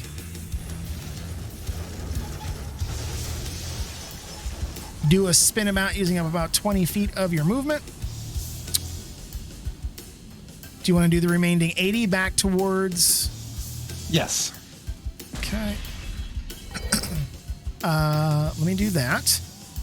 So there's not going to be any attack of opportunity from the Scavenger because they are not currently controlling the weapon stations, but the Hell Wasp is going to take one quick... Well, it helps if I target you. He's going to take one quick swipe with its sword talons at the Tormentor as you try to leave, which hits, but does no damage because it's not over the threshold of your armor. So you hear the scraping sound of the Hell Wasp claws and can smell a little bit of brimstone and sulfur from the fire burning in its... is it a thorax? It's thorax. As you go flying, picking back speed again, heading toward both Olin and Alatar atop the Devil's Ride here. So that would be just kind of like your action to drive it. Any bonus action? All right. So that's going to bring us to the first of the two remaining fire tornadoes. That one's going to continue on east, so it's going to move again. to there. That one's done, which is good. It's moving away from you guys, which brings us to Audrey. So again, Audrey, you feel the G-force as Severius takes another complete roundabout sliding turn. You're kind of bouncing around inside of that harpoon turret. You see behind you the crushed, bloodied remains of both the Devil's Ride and that Hobgoblin Warlord driven into the rough dirt of Avernus. There is a Hell Wasp that was attacking the Tormentor just kind of to the north, and then directly behind you is that Scavenger that is still rolling, but you notice that it is beginning to slow down. You can see that it is losing speed as it continues to roll away from you. Okay, I'm gonna try and pew it again. All right, you still have 2 harpoons left, so if you want to take a shot at something, you can certainly do so. 18 is going to be another hit. Let's get this one. That is excellent. So a 10 is even with its damage threshold, so it is going to take that full 10 damage.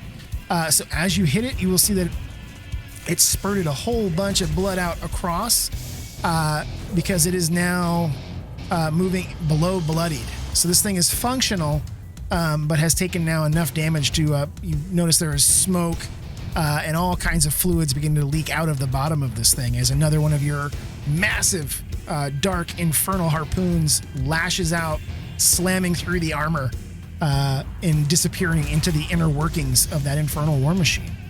That's what happened to Alatar when he got run over.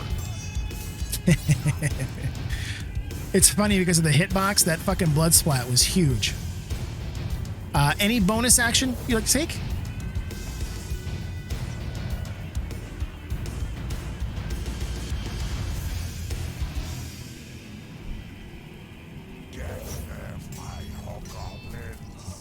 Is that Nikki? Yeah. Any bonus action for Audrey? No. Okay. No, she lost her Bluetooth. She's good. Gotcha. So that's gonna take us to the Earth Elemental. He punches them a whole lot. So you get a couple different features.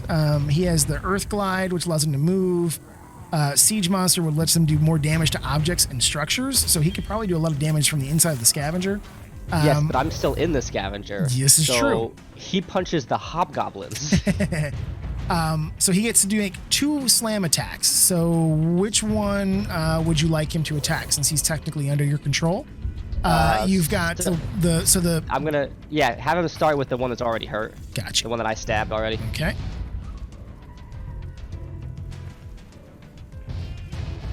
Targeting. So he does a slam attack against the Hobgoblin.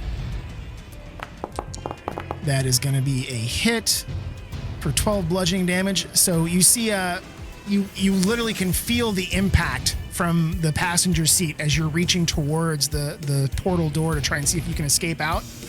And the entire machine shakes, and you have to stop and pause. Was that an attack from outside or an attack from inside?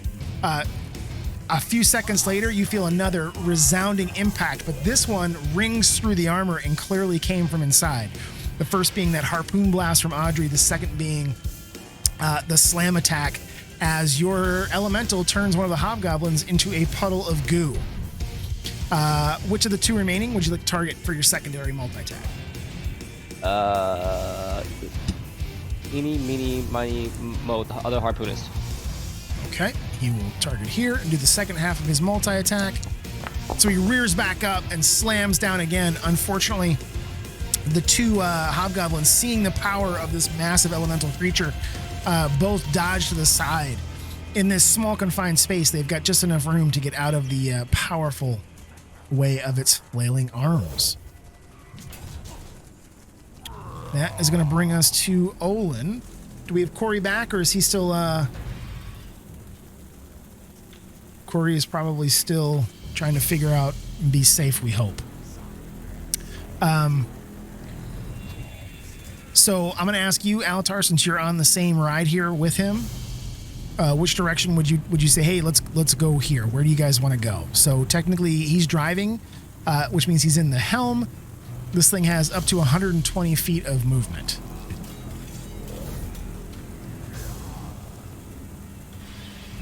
The great question. though, if Severius is going to head east, I'd say we just head east along with him. All right, so we can Bye, everybody. do a quick donut and turn that way. Do you Yep. want to just begin to get up to speed, or do you want us to like take off at full speed here? What do you think Olin would do? Maybe half speed. All right, so let's go maybe 60 feet of that 120 Yeah, that you can do. Okay. we'll do that. Cool. So Olin's driving, so that's going to be that. That brings us back to Moon. So Moon, you're down in that passenger seat next to the portal, dead hobgoblin next to you, rampaging earth elemental up the top of the stairs. Decisions. You Okay. can you can feel that, through the shuddering slams against the infernal war machine, plus the fact that no one is driving it and pushing those handles forward, that it has begun to lose speed. Okay, so I'm not a caster. Tell me how concentration works. Do I have to maintain an action to concentrate on it?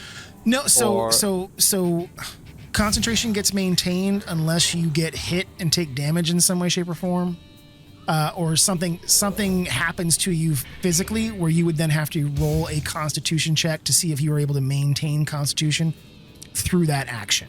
So Okay. like it would, like if you jumped out and had to roll in the dirt, I'd have you roll a concentration check, to see if you took.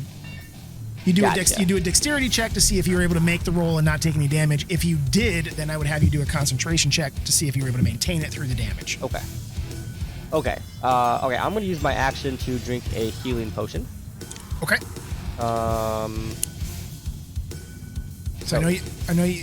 Do you have just the regular healing potions? Do you have a greater or just the regulars? I think just the right? regulars, yeah. All right, just remove one of those from your inventory, and you get the full 10 hit points. I think it's 2d4 plus 2, so I just let you guys take the maximum because I think it's. Oh, okay. I'm not a fan of being like, you've spent 50 gold on this and you got back 4 hit points. I just give you guys the maximum on all of those. Which you said was 10? Yep, it's 2d4 plus 2, so 8 plus 2 gives you a total of 10. Neat. Yeah, Okay. I treat all the healing potions like crits. You get the max. In that case. So let me go ahead. Ooh, decisions. I moved it already. Yeah, I want to add the hit points back to you. Oh, I did that too. Oh, there you go. Multitask. Okay, so they're occupied, it seems. I'm going to run to the helm and drop him out of the way and take the sticks. Okay. So let's say, we're going to use your, I mean, technically, I'm trying to decide if, so taking the healing potion is your use of an object. Yes, my action. Yep. So bonus action if you want, you can, do you want to try and push him out again, or are you just going to jump in his dead lab? I was just gonna pull him down and pull him in, not out, but just off, in between the two seats, whatever it takes to move him out of the way so I can do this. All right, so let me have you make a strength ability check Ah, poop. Okay. to see if you can, because we're talking about a full-sized hobgoblin captain here in full armor. Ooh, I'll take it. Yeah, so I'll give you the 14. So you're able to kind of pull him across the center console and clear enough of the seat if you want to try and slide into it. I do. Okay. And then driving is an action, correct? Correct. So I can't do that. Correct. Okay. And then I know they can't hear me, but I was like, stop shooting my ship. Excellent. Wait, that's how it goes. Stop shooting holes in my ship. I don't remember how it goes. Anyway. All right, that's going to bring us to Bitter Breath, who just wants to get the fuck away from this thing. He's going to do his 60 feet again. And that'll bring us back. Let's see if this thing continues to follow him. This time it's going to move directly south, which is going to catch him on the very edge. If it goes its full movement. This is bad for him. This is really, really bad for him. Let me just grab this here. This is a DC 18 dexterity saving throw. Oh boy. So let's do his dex saving throw and see if he can make it. He does make it, which means that he will take half damage. The problem here being that it is a son of a bitch of damage.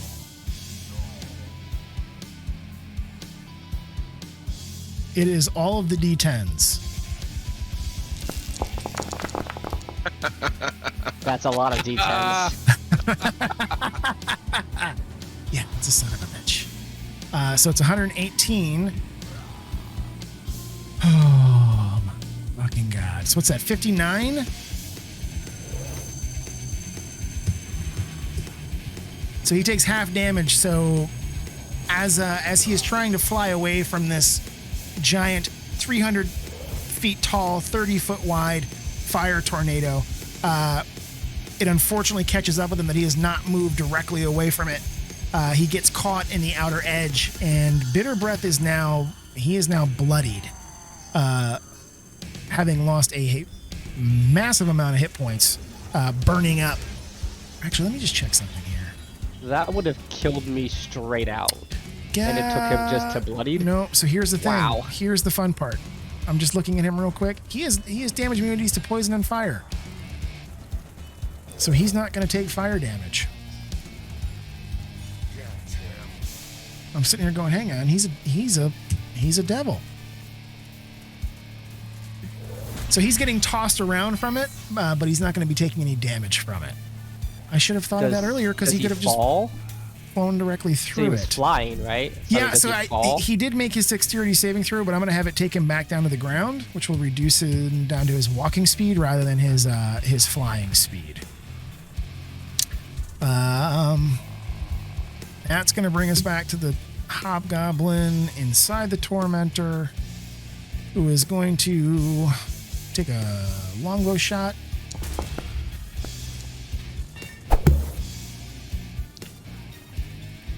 Which misses. That's going to take us to the second guy. He is also going to target the same Hellwasp with his longbow from inside.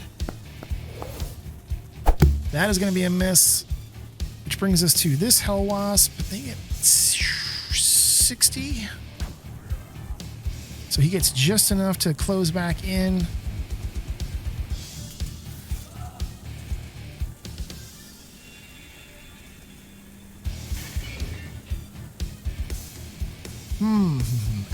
I wonder why it did that. I am noticing something here, folks. I just opened up the character card for that Tormentor. It's actually at 0 hit points, but it never got marked as dead. So one of the last hits from the Hellwasp must have actually damaged it. So both of those missed, so I'm going to walk those back. And what I'm going to say is that this Tormentor is now dead. Oh, let me do that. And these 4 guys are going to have to get out of it. So the first one is going to come climbing out. I'm just going to basically kind of pull them out here one by one. Just kind of arrange them around it. And that's going to be their 2 turns. The Hellwasp, instead of attacking the Tormentor, is going to attack this Hobgoblin. Because the Tormentor was already down. That's going to be a miss. And he's going to try a Sting. Also a miss. Okay. That's going to bring us to this guy who got out. Let me remove all of their... Oh, I need to do that.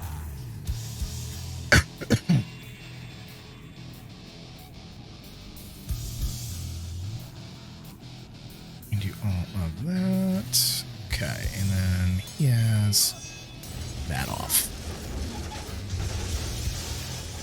Let me just see here. Would that have made a difference? That's the AC. That would not have made a difference there. It would not have made a difference there. The AC would still be too high. Okay. So he's going to get out, try and take a swing at.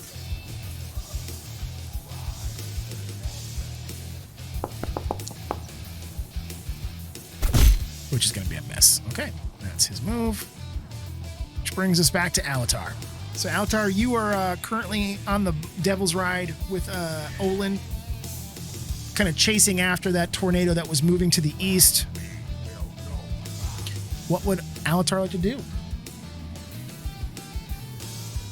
And what do we got still?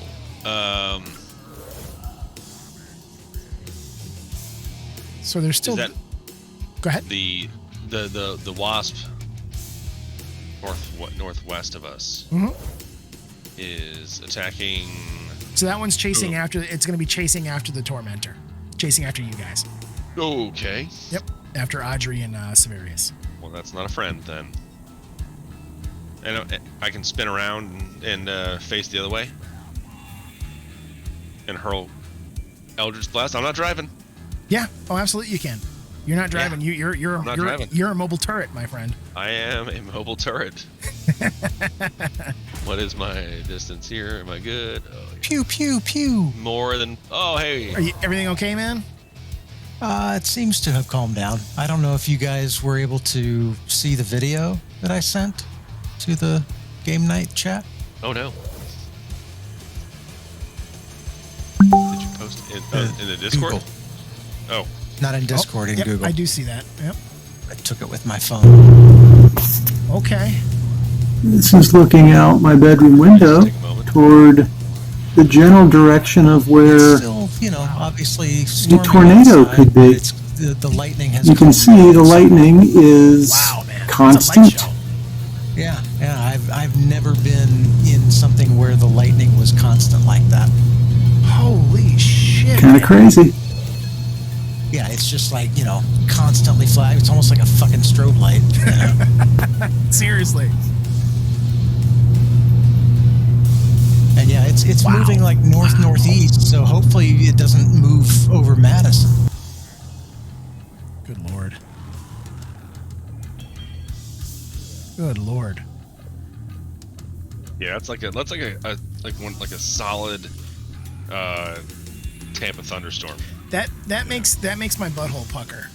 Seeing it that close.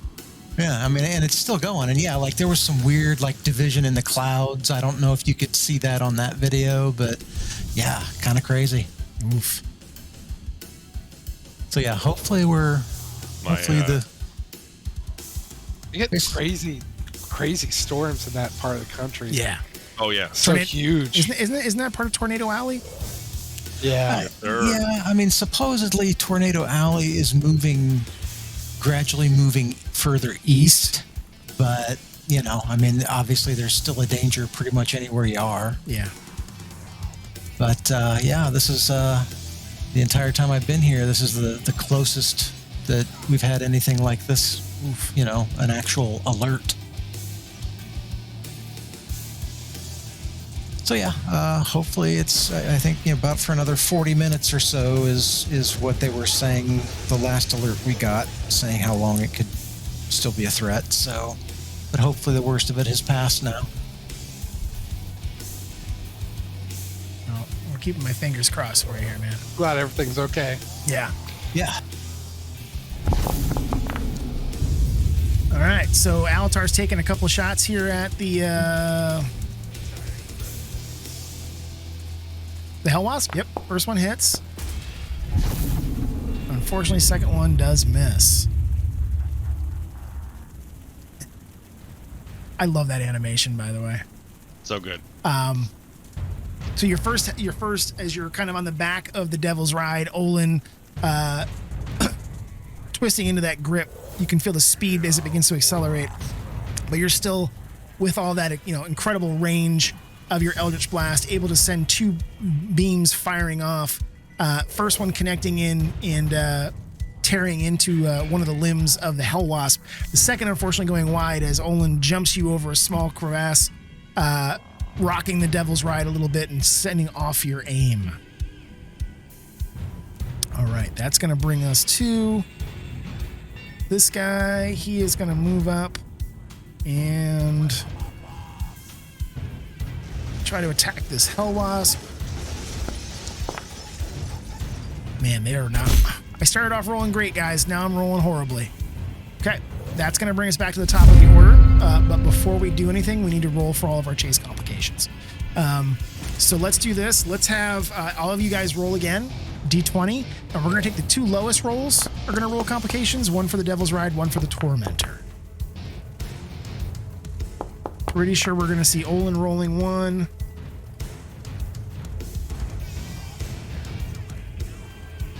Just need rolls from Alatar and Audrey.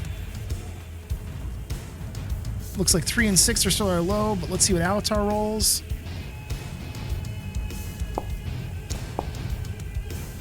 With an 8. Okay. So let me get... we're going to have Audrey roll for the Tormentor, and we're going to have Olin roll for the Devil's Ride. You guys should have gotten pop-ups. Okay, so no complication from Olin. No complication on Audrey. Excellent. We're getting some good rolls there. So that means I now need to roll... Don't jinx me. Just for the Scavenger. I mean, technically, I'm driving it now, to be fair. I mean, if you really want to roll, you certainly can. I don't. I'm not gonna lie to you. I can roll it if you like. Go for it. No complications. Okay. Thanks, Hell Wasp. Yep. So that means we're back at the top, which means we're up to this Hell Wasp here, who is going to try to go... It's full 60. And attack the Tormentor again. First swing with its sword talons. Sword. Which is a hit. The damage will be too low to actually get past the armor threshold. And then the sting attack will also hit, but... Anybody get a pop-up for like a juke reaction or something like that? Nope. Yeah, me. You can just cancel it. Cancel. Yeah, it's anyways. It's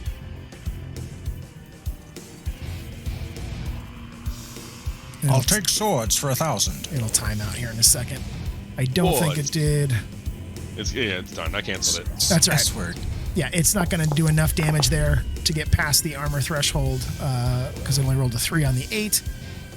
So both of its attacks coming in toward the Tormentor, you can hear the scratching and slapping sounds of its talons and its stinger as it's reaching out, making multiple attacks against the Tormentor, but nothing getting through that infernal armor that wraps around the driver's cage. That is going to bring us to these poor hobgoblins with the earth elemental. Going to take another swing with his longsword. That is going to be a miss. The other one will take a secondary swing, just praying to God that they can... Oh, maybe land? Oh, look at that. For a whopping 1, and then he's also going to use his martial advantage, because that's the only way they can do any damage, for 10, which will actually land in. Again, though, the earth elemental, bits and pieces of rock, stone, and dirt falling off of it as the hobgoblins slice into it, but it just keeps pushing forward, barely injured thus far from the weaker weapons. It's going to bring us back to a Hell Wasp. Going to attack the hobgoblin directly in front of it, first with sword talons. Will hit. Ooh, for a rough 13, and then with its stinger, seeing if it can't... Oh, doesn't need to use its stinger. It's already killed that hobgoblin. So it's going to go 60 feet over. Try and hit the second guy with its stinger.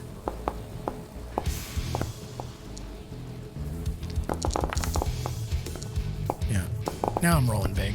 And pummel that guy into the dirt. So we've got 2 more hobgoblins down over here as the Hell Wasps are converging all over that now completely dead in the water Tormentor, which brings us back to Severius. So you were driving. You can see ahead of you Olin and Alatar. Oh, excuse me. Yeah, Olin and Alatar on the Devil's Ride. Audrey still up in the harpoon turret behind you. Just to your side, though, you see that the Hell Wasp is battering against the edge of your Tormentor.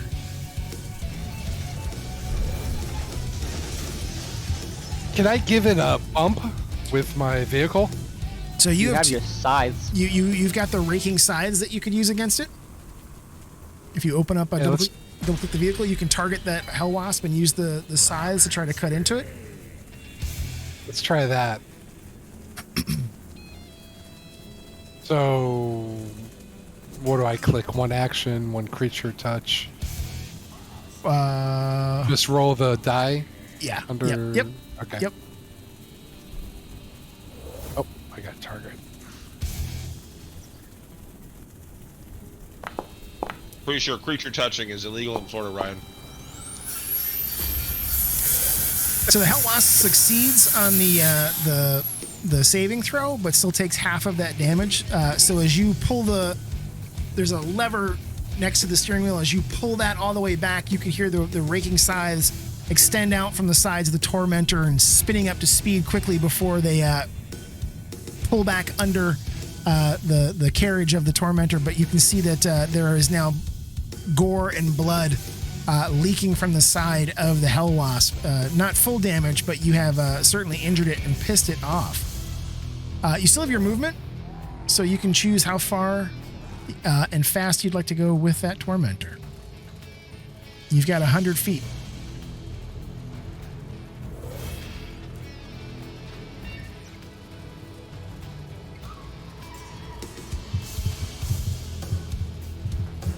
I go right there.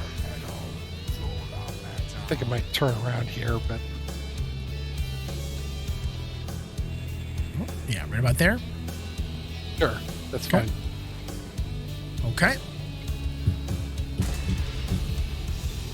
That's going to be your movement and your actions. That's going to take us to our tornado of fire. Oh, let me clear that out. 1d4. That is going to be south. That's the worst direction. Yeah. That is its turn. At least we moved it. That brings us back to Audrey.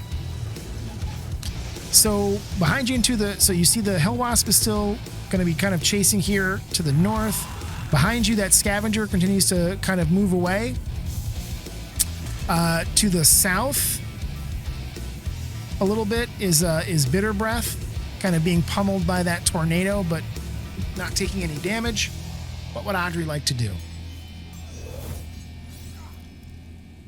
You've got one more harpoon left to you.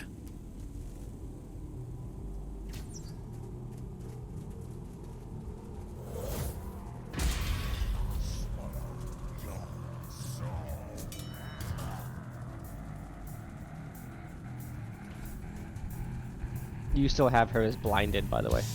Oh, yeah. So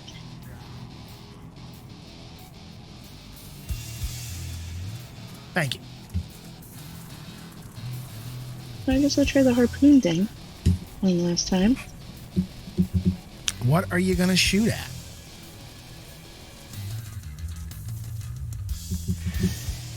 Is there a scavenger to the south of him? So there's one right here. What is the icon on that? So that means it's prone. It's been knocked flat. Oh, okay. This is the one that the Balduras attacked and rolled over onto its side. I think they rolled it over. We marked So it prone then no. because everybody came crawling out of it and the Balduras attacked it. I think they knocked over. It's still functional, but I don't think it's drivable because it's on its side. And there's nobody in it. Now, you don't necessarily know that Moon is driving the other scavenger. So you've got the other scavenger that Moon is technically driving, and you've got that hell wasp that was just attacking you guys.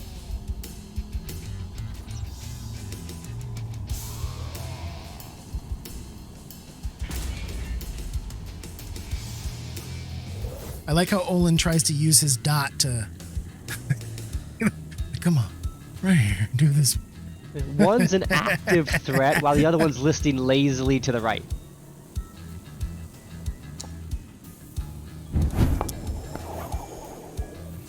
That's a That is going to be a hit for full damage on that hell wasp. So with your last harpoon, It goes arcing out from the turret above the Tormentor, piercing right into the meatiest parts of that Hell Wasp and badly injuring it. It is almost bloodied. Woohoo! Any bonus action you'd like to take? No, thank you. Okay. So that brings us back to the Earth Elemental. Crunch, crunch. Do you care which one? Keep going after the same one. Gotcha. They're still, both of them are there. Oh, fuck. You Squash. can go after the other one now.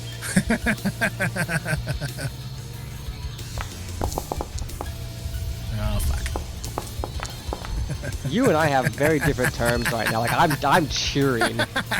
So as you're trying to kind of slide the Hobgoblin Captain out of the way and grabbing the controls to take control of the scavenger, again you feel two huge impacts that shake the scavenger on its axis a little bit. Like you can feel it rocks one way and then it rocks the other violently from the impacts up in the weapon the war platform above you. But both of those hobgoblins is dead. They's definitely dead. They are puddles of goo. As you kind of look back over your shoulder, there is just a river of blood, hobgoblin blood, leaking down the ladder toward the cockpit. Can it go down the ladder or is it too big? It's going to be too big to come down the ladder, yeah. So it's pretty much stuck up there. Unless you want to let it batter its way out. I mean, I would prefer not because I need a getaway vehicle at this point as everybody drives off to the east. So I'm gonna let it. I'm gonna maintain my concentration because I'm not 100% sure if they're dead from where I am. Probably bloody, yes. Dead, I don't know. So I'm just gonna leave it there. Alrighty. That's gonna bring us to Olin. So you are driving the Devil's Ride directly ahead of you. So you get 120 feet of movement on this thing. 120 feet ahead of you is another one of those giant 300-foot tall, 30-foot wide fire tornadoes. That's just kind of it was slowly moving out east, but now has begun to pivot toward the south. And you know that these things they're volatile. They can change direction on a dime. All right.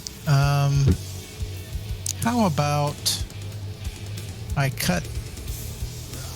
zip across down in front of the rest of the crew and like head down this open land, open terrain direction. Like down here? Yeah. Okay. That okay with that's 100, everybody? That's 120 feet right there. Yeah. We'll just call it that. We're not running away for real total, final yet, but we're just going to kind of But we're clearing out. We're create some space so we can look around and see what's going on. Excellent. All right, that is going to bring us back to Moon. So you have now got yourself into the seat of the scavenger, which means that you, I believe, get 75%, 3/4 cover. Let me just check here. In the scavenger, the helm requires 3/4 cover. Okay, so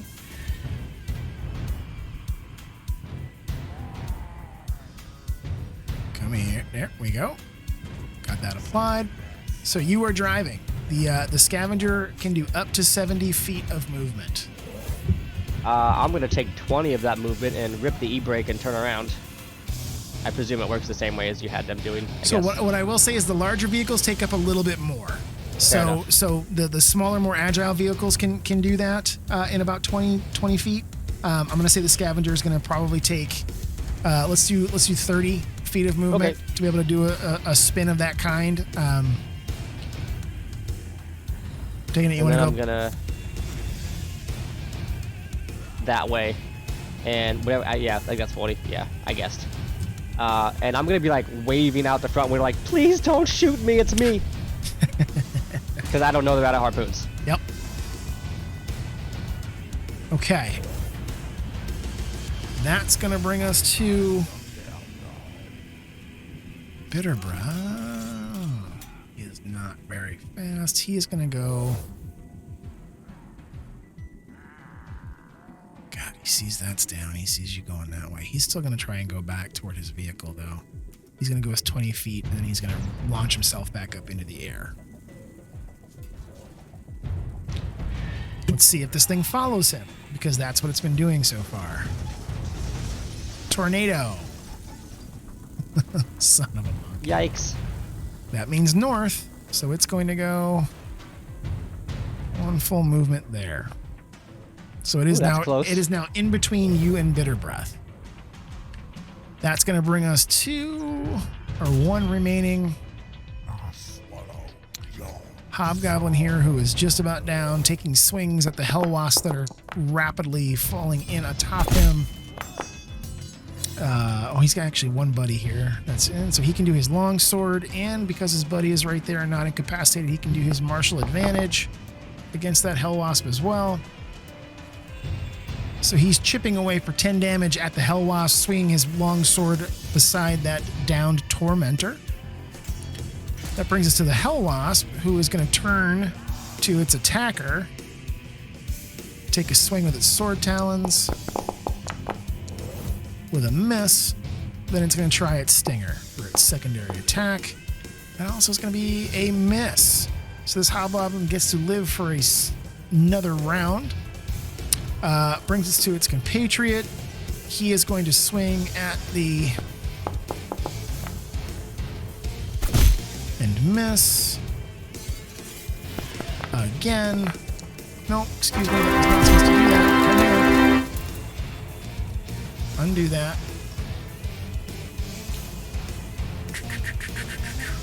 There we go. Undo. And now it stays. And again, he can't use the martial advantage because he didn't hit on the first one. That is going to bring us back to Alatar. So you are on the back of that Devil's Ride. Olin is making hell or high water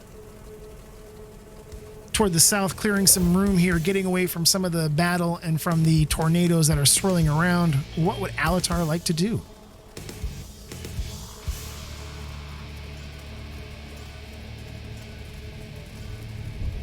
Don't have an obstructed view of the Hellwasp.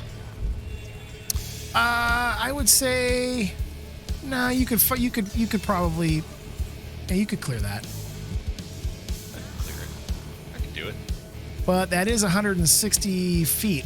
How far can you hit with your Eldritch Blast? 300. Okay, yeah, you can hit from there. That's why I was gauging this guy. And he's 320, so I just can't reach him. Olin, pump the brakes. I can turn it back around. That is going to be a hit against the Hellwasp on your first Eldritch Blast. I think we're going to get the second one as well. So this time, as Olin kind of levels out the Devil's Ride, becoming more comfortable with its controls, your mobile sorceress warlock battle turret turns, firing 2 Eldritch Blasts back at the Hellwasp that was descending upon the Tormentor, bloodying it and getting it almost close to near death here. That's going to bring us back to the top of the round, and we need to roll chase complications again. So let's do the same thing. Everybody roll a d20.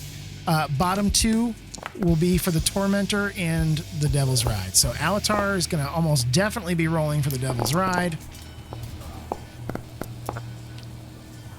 And I would imagine Severius will be rolling for the, yeah. So let me hit you guys here. There's that. Quality. And that. Fantastic. All right. So I'm going to let's do this here. So we're doing the dust again. So Severius is blinded. And Audrey is blinded until the start of your turns. And then we're going to have another creature pop up. Now, here's the thing, is we're in a different section where we actually had Bulguros popping up before. So what I want to do is have, since this is going to be on Alatar for his complication, go ahead and roll a d4 for me. Even is going to be a Hellwasp. Odd is going to be a Bulgura.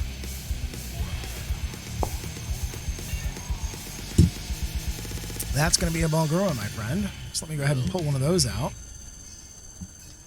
I recommend it. I thought you said even was a hell wasp. Did I say even was a Hellwasp? keep me honest here, guys. All right. Check the I tapes. think All that's right. what it was. Even Hell Wasp. I believe you. Baldur. I believe you guys. So it pops up.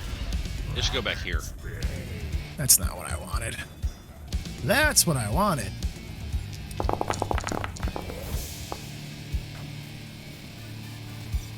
Why is it right there?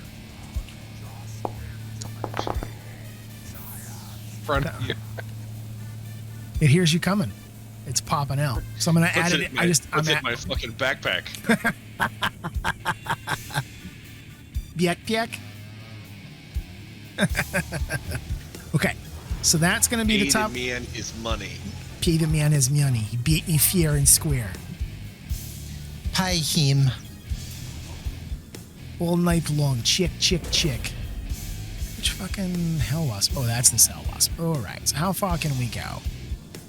He can go 60 feet, so he's going to come down again, trying to come on target, trying to pepper the side of the tormentor. That's going to be a miss, and then with his stinger will also be a miss. This hell wasp is going to move up.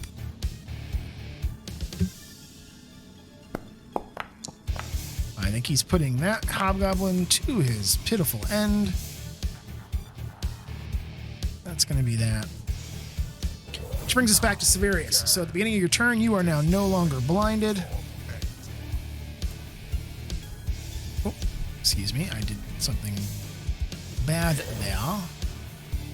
I removed everything, so let me fix this here. You actually still have your Blessing of the Forge, and you still have your 75% cover. There we go. But you are no longer blinded. What would Severius like to do? You've got another Hell Wasp that's back up against the side, still chasing directly after you guys.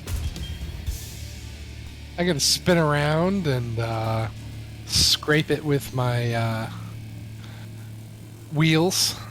All right. Kind of moving up in this direction, I take it. So if you want to go ahead and target it and use those raking scythes again.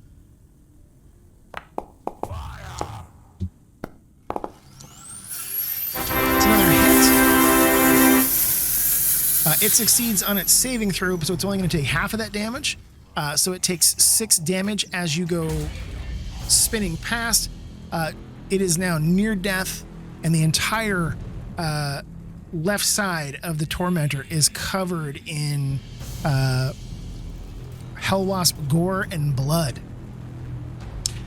So that was only going to be about, let's say, 40 feet of movement. You still have another 60 available to you. To come around again, or around the side. Can I, if going over this thing or around it, is that going to be a problem? Shouldn't be. So here's the fun thing is that that would count as an attack, but technically as a paladin you get 2 attacks per round. And that counts as an action according to the description. Yeah, I think it does. Let me just see. If it's anything like mine. Yeah.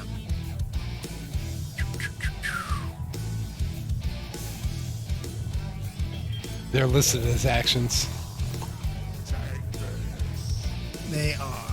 Let's see here. It's 5 feet.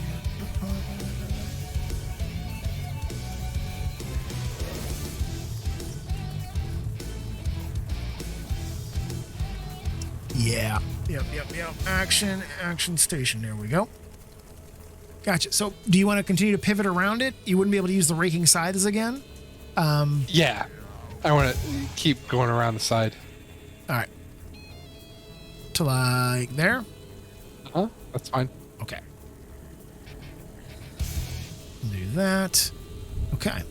That is going to bring us back to our favorite fire tornado. Let's go ahead and roll that D4. See where it goes.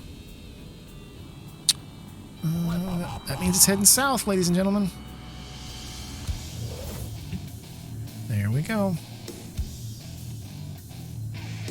They're that thing's not tracking us. I'm telling you, man, it's odd. So this is going to... It wants to lash out here. So as you guys are coming forward towards it, it's going to take its first shot at the actual tormentor, which misses. And then its stinger is going to lash out.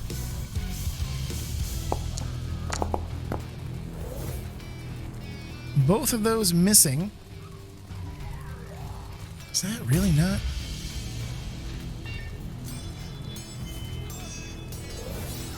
The agility of the Devil's Ride with a...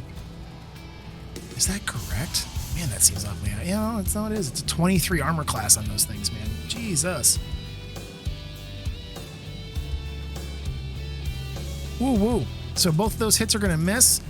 So Olin and Alatar, as you are kind of flying across the plains here, you see this Hellwasp come popping up out of a ground nest, and it strikes out at the front of the Devil's Ride as you are bearing down upon it. But both of its attacks go skittering off the heavy armor at the very front of that Devil's Ride. That brings us back to Audrey. So that is going to go ahead and remove your blinded. And to your... So just outside, you can see that there is a Hellwasp that Severius is kind of slowly pivoting around. Just about 20 feet outside the Tormentor.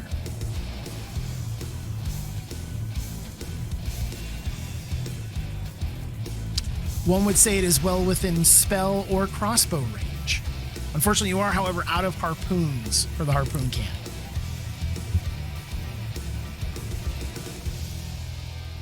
Let me see. Or if you want to get really crazy with it, you could take one of your magical beans from your bag of beans and just toss it at the Hellwasp and see what happens.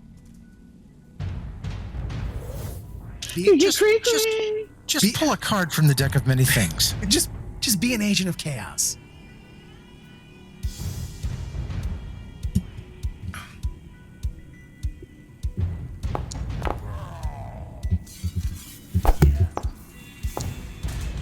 Oh, yeah. There you go. So... Let's explode that? Yeah, she blew the shit out of it. So as the car is kind of... the Tormentor is pivoting around this Hellwasp, Audrey pulls her heavy crossbow, dropping the controls to the harpoon, deciding to do this the old-fashioned way, takes aim. Her bolt goes slicing through the skies, directly through the head of the Hellwasp, its body slamming to the dirt, blood rolling out of all of its wounds from the rolling sides and your crossbow bolt. Any additional bonus action you'd like to take? No, thank you. Okay. I take it the Earth Elemental's just going to kind of sit around up top? Yeah, and if I don't hear him do anything else, I'm going to presume they're dead and stop concentrating on my turn, just so you know. Keep him and get rid of him. So, just to... hang on 1 second here. Well, you know what? I'm just going to keep him, just to be safe in case I explode and crash. Yeah, so when you lose concentration and give it up, it doesn't disappear. It lasts for the full hour regardless, but when you drop concentration, it becomes hostile to anything else around it. In that case, I'm just going to maintain concentration. Yeah. Because I learned something new. Unless you want a rampaging Earth Elemental in your war platform? No, I need my getaway vehicle. Yep. I will concentrate for an hour until it disappears. That's going to bring us back to Olin. Okay. So just off the side of your Devil's right here, you've got a Hellwasp that has been taking some shots at you. I kind of feel like an evasive maneuver, like up, back around this direction would be good. Like, I'm not going to go toward the fire cyclone, but kind of, back toward the rest of the gang. So do you want to go back? So like ping the map where you want to go. Just a long click. Anywhere within 120 feet. All right. So as I'm going to do that, but as you kind of pull away, the Hellwasp does get an attack opportunity on that Tormentor.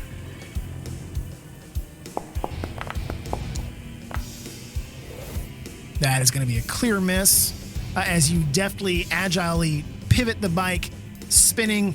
You can even use one of those stunt actions that you've got for the Devil's Ride, letting you do kind of like a burnout wheelie. You hear Olin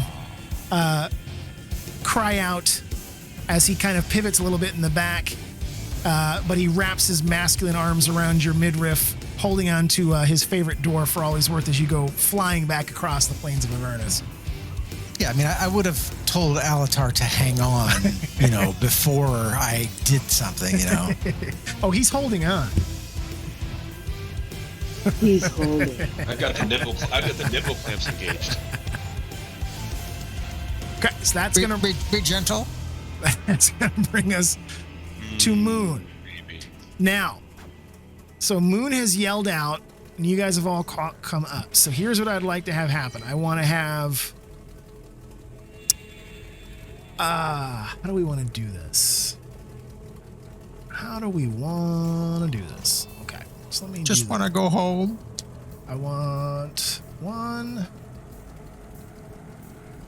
2, 3, 4. Well, 4 of you.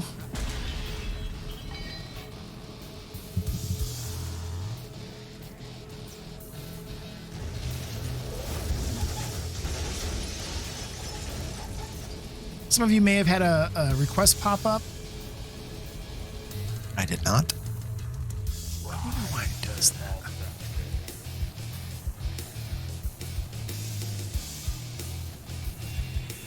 Let me do this. Try this way.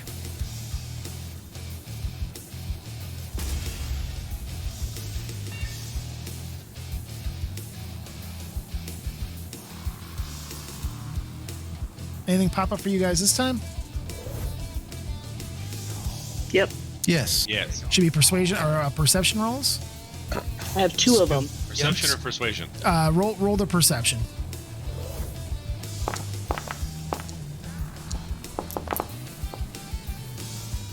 Come on, guys. All right. So Olin and Audrey, the 2 of you recognize and can see from the distance that the scavenger is now being driven by Moon. You can kind of see him waving out the window, trying to get your attention.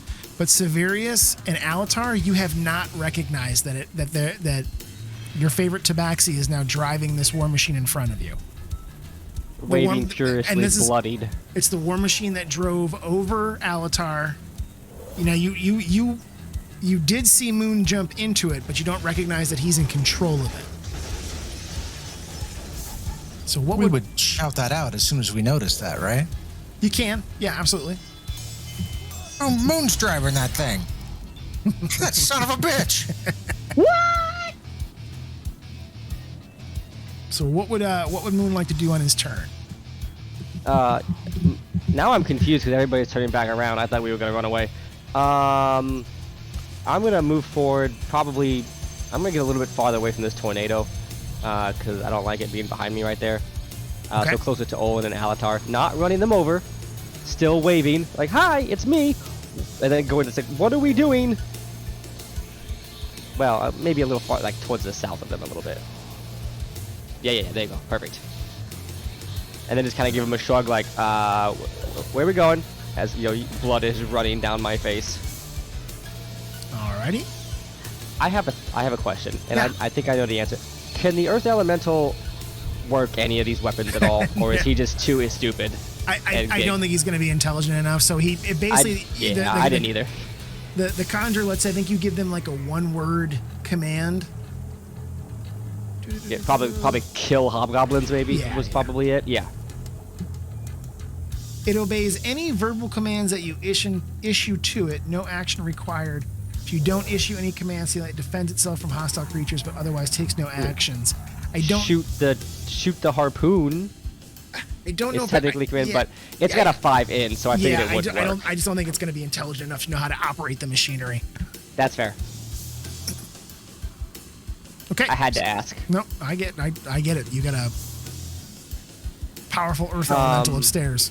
Now, just to be clear, my action is driving, correct? Correct. Okay. Also, I'm curious, what weapons do I have on this that I can actually use? Do I have the crushing wheels or Yep, anything? you do. I can't see anything. So Yeah. okay. So if Gotcha. you use the crushing wheels, you get to drive over. You can choose to drive over anything. Yep. I just can't see it. So, and we've never had a scavenger before, so I didn't know what all it could do. Yep. I'm done. All right. That's going to bring us to Bitter Breath. Oh, man. Can he... He is going to go there. But what's the distance on this thing? 50. Okay. Man, it's just not going to do... How long do these tornadoes last? Just forever? Yeah, so the idea is that they're just random tornadoes that are kind of blasting across the plains in this area. We just happen to have come across them. So he's going to fly that far, but not he's not close enough to use any of his melee attacks yet. That brings us back to the fire.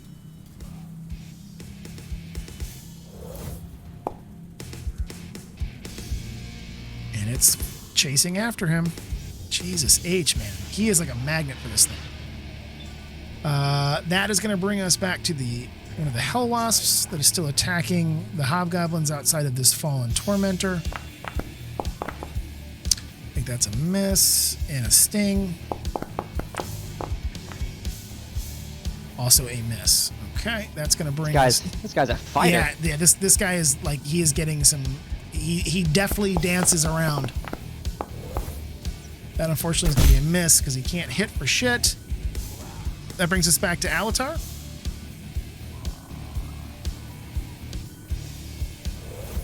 Sweet. So there is still this one Hell Wasp back here. Did I get this one? No, yeah, he's in the track. There's still the one Hell Wasp that's back behind you guys that had tried to attack the Devil's Ride before Olin took off.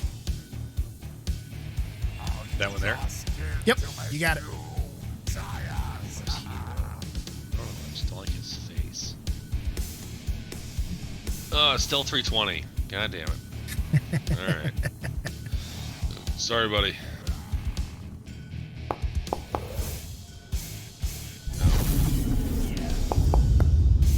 No. Unfortunately, This driver out of control. Yeah, unfortunately, both of those miss as Olin is definitely pivoting the Devil's Ride between the Scavenger and the Tormentor.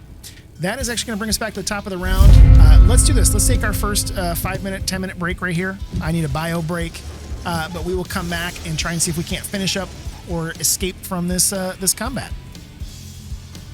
Let's see here. It is 9:48. Let's be back by the top of the hour.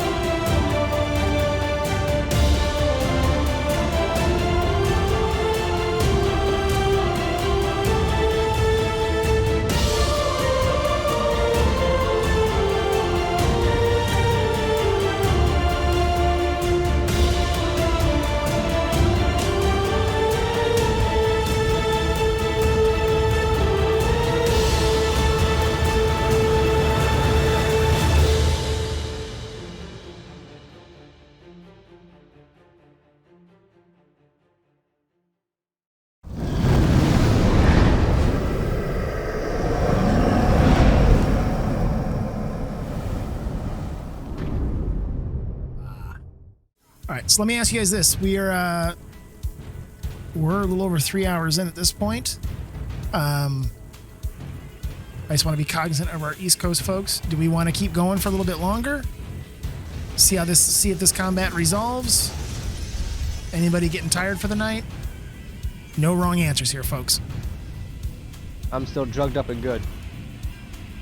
It all depends on if Ryan comes back.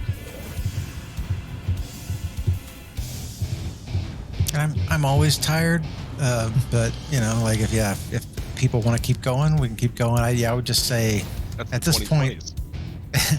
at this point, we should just try to get the heck out of here.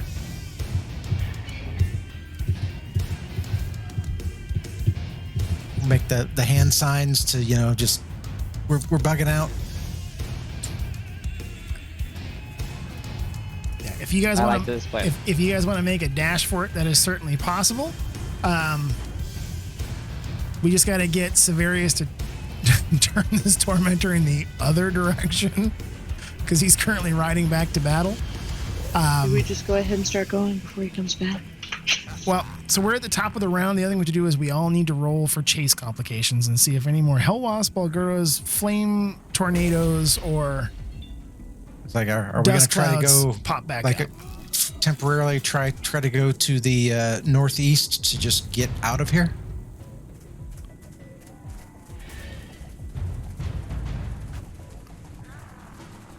Or I'm cool making a run for it, but were we you heading know. south? Like, is that the direction we were intending to go?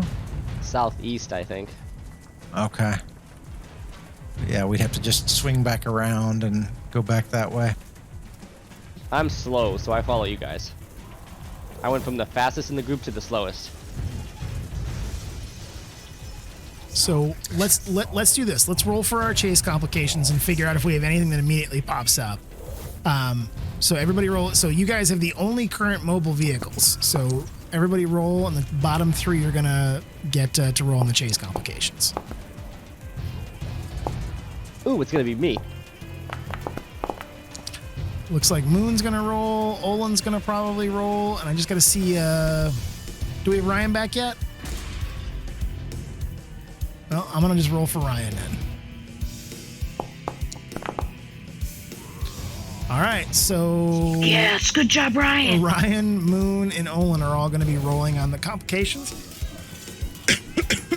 Let me do that and that, and I'll just roll for Ryan. No complication from Olin. No complication from Moon, but unfortunately,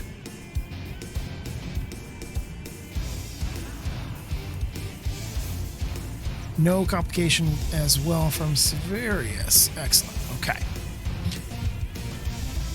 So that means the Hellwasp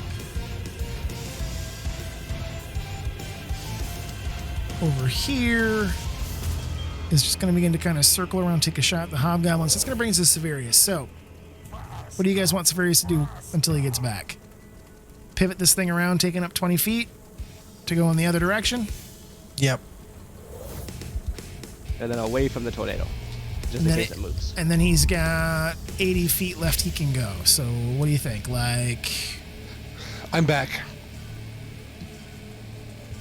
Where do you want to go? almost got away with it. yep. Almost. I want to actually see what happens. I want to stop and see what happens here. So you're gonna come to With, so you're gonna come to a complete stop. Mm-hmm. All right. So let's say you come to a complete sliding stop right there. You want to see what happens. I want to see how it plays out with the wasps and the demon. Remember, there's another wasp on the other side of us too. That's We're just attack. gonna sit back here and rev our engines. So that's the first one. It's going to burn more souls while we're waiting. So the fire tornado comes closer to Olin and Moon and Alatar. That brings us to the Hellwasp, who has got 60. Can only get to about there. Which brings us to Audrey. So you were just kind of sitting in the turret as the Tormentor comes to a sliding stop. Behind you, one of the flame tornadoes has turned and is coming back towards the group. To the west, there is still pitched battle between Bitter Breath, one of his only remaining hobgoblin, and some hellwasps over his heavily damaged, inoperable Tormentor. What would Audrey like to do? I'd like to know if Severius was just listening in and just came back at just the right moment. Yeah, what kind of timing was that?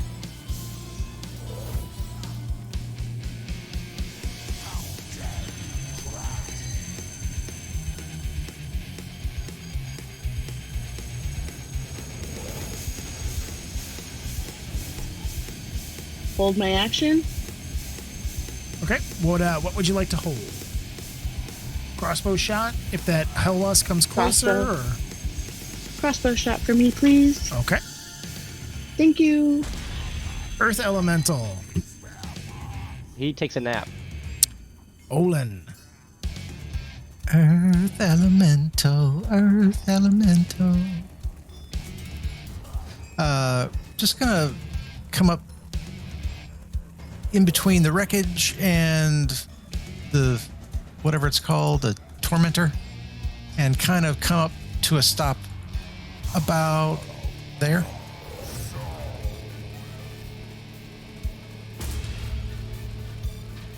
And, look over and say, what are we doing? All right, so you have come to a stop. The Tormentor is at a stop. If you guys want to have some conversation with each other, you certainly can. I think we should get the hell out of here.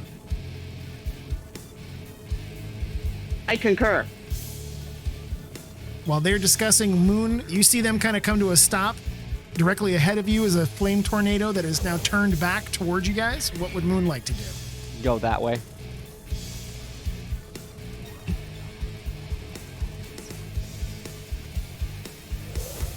So you can get about 70 feet, which is going to put you right about here. Okay, that's all I got. I'm slow. I don't like it.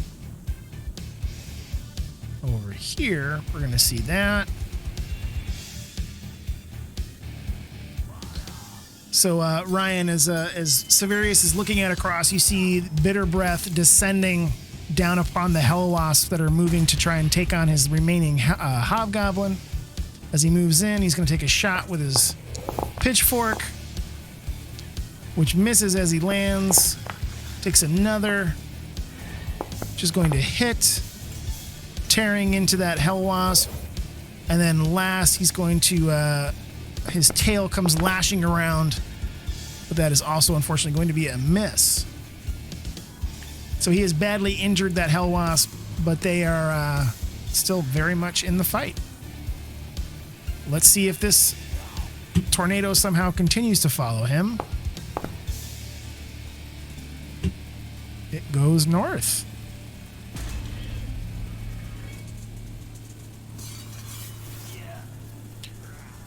Which brings us to the hellwasp, who is trying to do all it can to take out this hobgoblin, but has not had a successful swing yet.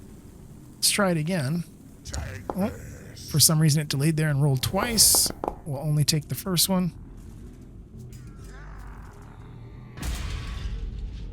Which was a hit for 10, which splatters that hobgoblin into paint. It is then going to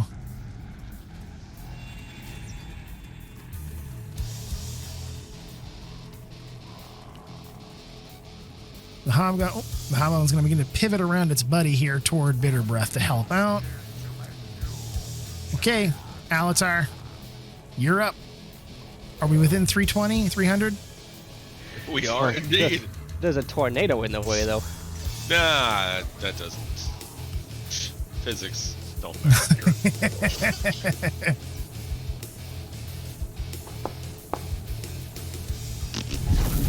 Unfortunately, the tornado in front, that sends it swinging wide.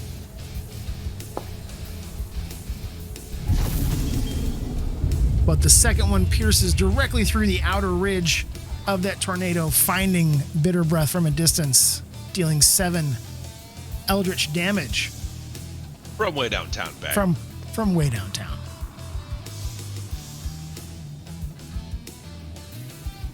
Let's do that. Yeah, that's what I was gonna do. Okay, let's see here. So that's back to the top of the round, folks. We need to roll chase complications again for only the one moving. Well, actually, you know what? Yeah, no, because the Hell Wasp is still coming after you guys. So we only have one moving thing right now. So we're only going to need, we have everybody roll. The lowest is going to roll for chase complication on the scavenger with Moon. Moon's 4 might be it. No, Alatar says, I hear your 4 and give you a 2. Alatar is going to get to roll. Hold my beer. We just need a D20 roll from Severius to see if he can beat that too. Come on, Severius. Where is that 1? Double ones. No complication Hey! from Alatar, That's though. your first. Holy shit. Excellent. So that brings us to the Hell Wasp, which is going to attack Bitter Breath. Because he was attacked in turn. Wow. High roll. Actually hits, doing 11 damage on the devil. Following it up with his sting. Also a hit. Though that fire damage seems to just bleed right off of the devil. Both of these creatures with fire immunity here not able to bring their full might to bear. Severius, sitting here watching. What would you like to do, sir? I'd like to see how it finishes, but if everyone wants to just drive off and end the encounter, that's fine with me. I'll let you guys talk that out. I'll defer to the majority. Such generosity. I thank you. I don't know if I can participate from a different vehicle. Let's get out of here. Let's blow this joint. All right. So what I would you... drive off the screen. So you're going to do what, an about face using 20 feet? And then where do you want to go? And then just drive away. We'll put you... Let's see here. That was 20. You can get to about there with the remaining 80 feet. Maybe kind of going... a slightly left. Find the nearest edge and drive away. Yeah, I'm having you guys kind of go Wherever we're around gonna all go. this stuff. That's fair. All right, so if you guys are going to try and take off at full speed, the Hell Wasp is never going to be able to reach you because it can only go 60 feet at a clip. The slowest moving is the 70-foot scavenger, so you guys would be able to get away without it chasing you down.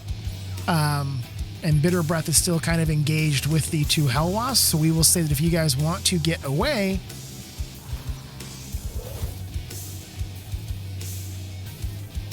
Yes. We can certainly go about doing that. Let me go ahead and pull all of us back out to the map. Escape.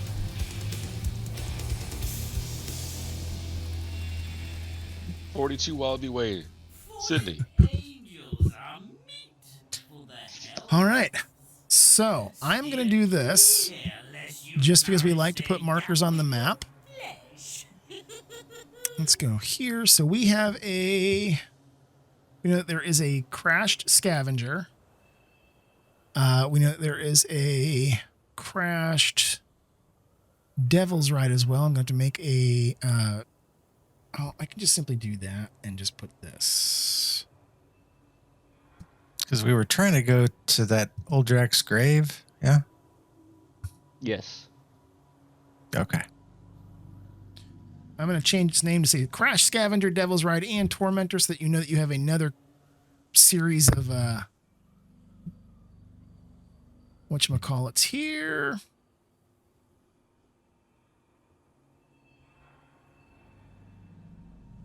I think we should stop before we get to Uldrak's grave, somewhere where we get somewhere safe.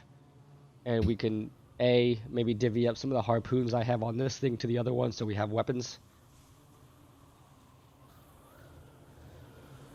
And B, heal me. Sounds good. So how far do you guys want to try to go in these? So your machines are pretty. I mean, they're all pretty heavily damaged. Let me actually go back here. I want to add a. I want to make sure I add in a player vehicle here for you guys for that. I GTA'd them. Let me grab a scavenger here. Duplicate.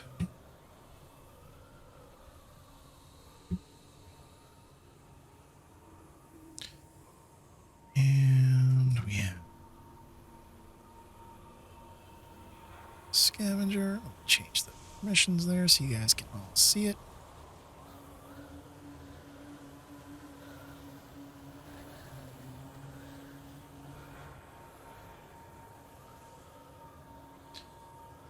Okay. And then we lost a Devil's Ride, so I'm going to remove one of those.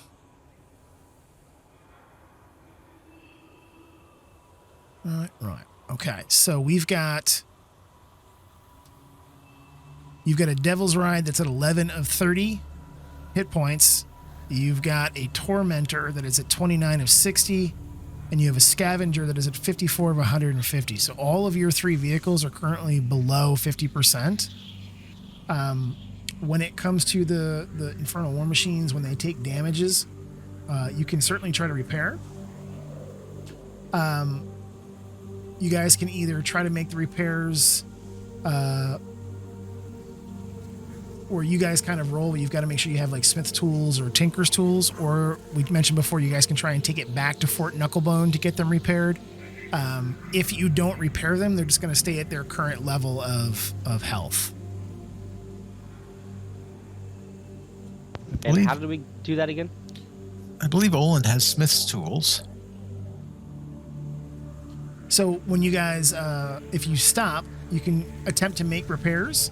You have to have the right tools. Before beginning, you must decide whether repairs are aimed at ending a mishap, removing a level of exhaustion, or restoring damaged vehicle hit points. You don't have exhaustion in any of the vehicles, but you do have hit points missing. To restore hit points, if the infernal machine has taken damage, you can spend 1 hour or more trying to patch the hull, replace damaged parts. The vehicle has to remain stationary the entire hour.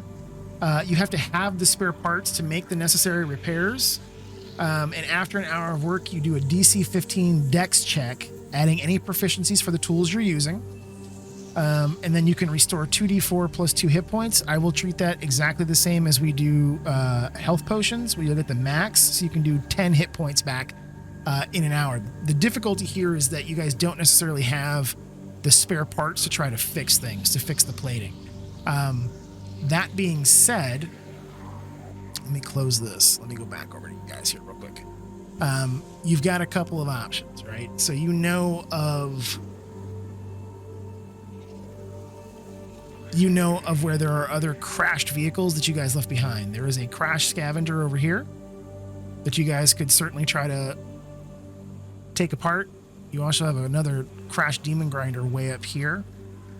Or you can go for repairs at Fort Knucklebone, or you can continue driving them as they are. You don't have exhaustion levels. The vehicles are not incapable of being driven. They're all below 50% of their total armor in terms of hit points. So if you had another battle, your vehicles would certainly be in danger. That being said, you could choose to cannibalize one of the vehicles you guys are using and try and restore some of the hit points. But keep in mind, it's an hour for 10 hit points. It depends on how much you want to try and do. And we're in the middle of hell, which seems like doing that out in the open might be a bad idea. Well, we had a battlefield full of equipment and harpoons and everything else we could have confiscated. I mean, you can we can go back once we save me. There it is.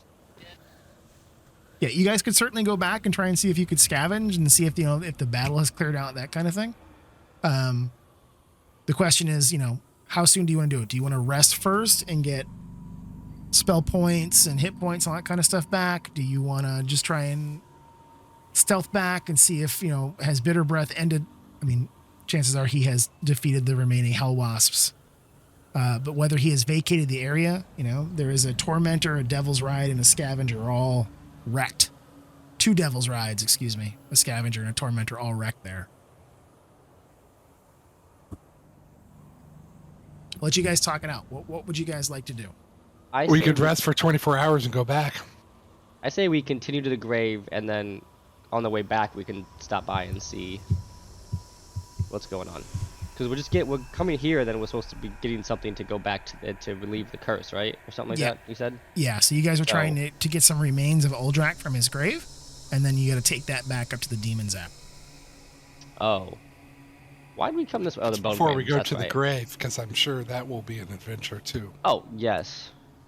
Yeah, I we know need to rest before the grave. Yeah. We need to heal up. This is the first objective. And then, and even, Olin has the fabricate spell that if there's, I guess, metal or whatever that is necessary to, make a repair or something, I could use that plus the smith's tools or whatever to hopefully make the repairs. So, yeah, I rest first, and then we can go back and check the battlefield. Okay. So let's say you guys have drive until we find somewhere sheltered. So I would say you guys are probably going to get a little bit away from the battlefield. So I'm just going to move you guys a couple of paces like that. Do we want to try and there's all kinds of rock formations and weird shit out and around out here. You guys could try to find a place to park the war machines. At this point, what I want to do is I'm going to move that ahead. Let's say you guys drove about 2 hours. So we've had like 6 hours of that fucking war machine battle and only progressed the clock by like 3 hours and 15 minutes. Sounds about right. And keep in mind, this morning you guys had a long rest at the Bone Brambles before you got here. So it's, other than like Moon's health, I think you guys should probably all be that and Alatar from getting run over. There you go. It's like we're in hell. Do you guys want to do a short rest here and just use some of your hit dice? It's you're talking, it's only been like, maybe 9 hours, 10 hours since your last long rest. I'm okay with that. Also, I want to see what's on these captains and the hobgoblins' bodies that I've been toting around with me. Okay. Short rest and then head back. All right. So let me take you guys here real quick, just because it'll be easier. You'll be able to see your characters. If you guys want to open up your character sheets and go through and take a short rest, and apply your hit dice, you can certainly do so. Do we do full on hit dice also, or? We don't. We actually roll on it. Okay. Yep. So if you take a rest and then click on the first of the two little icons for rest. The D6 or the D8? So that's up to you. You get, because you're multi-class, you have a few hit dice of each. Yeah.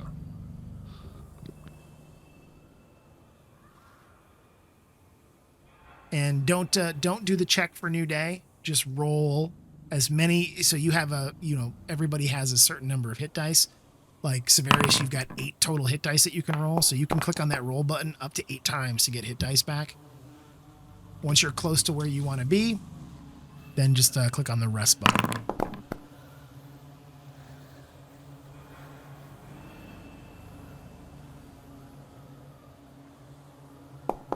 Andrew doesn't want you guys to see how he heals himself. I figured it would be easier this way. I'm rolling like junk. He just put a bunch of catnip in a pile and rolls around and... Oh, God, he's licking his own butt. How did you know? Then he makes the cat face. That smells so good. Yeah. The pee-pee face. Is that the face where their bottom jaw's a little ajar? Yeah. The PP face. Like they just smelled some pee and some funk, and they're like, Yeah. Usually it's my sweaty balls. And Olive really loves some fresh nutsack.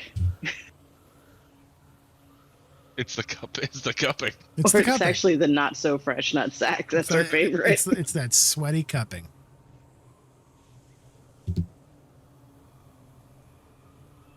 Sorry, I tend to overshare a little.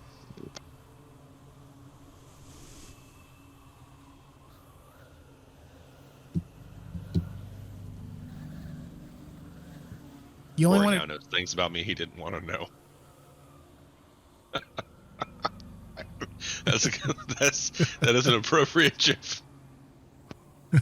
there we go. That's kind of the pee face a little bit. He's kind of sitting there and just open mouth. Whatever it takes.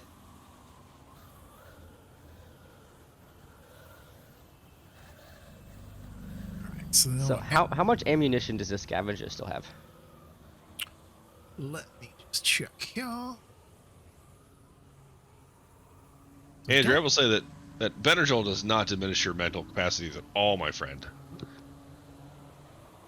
So the harpoon flinger, you've got a total of 5 left in the scavenger. For both of them?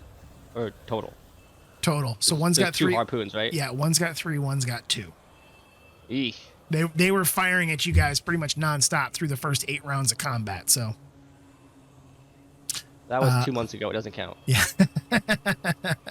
So you've got 5 harpoons left in it. All right. Well, who wants to drive what?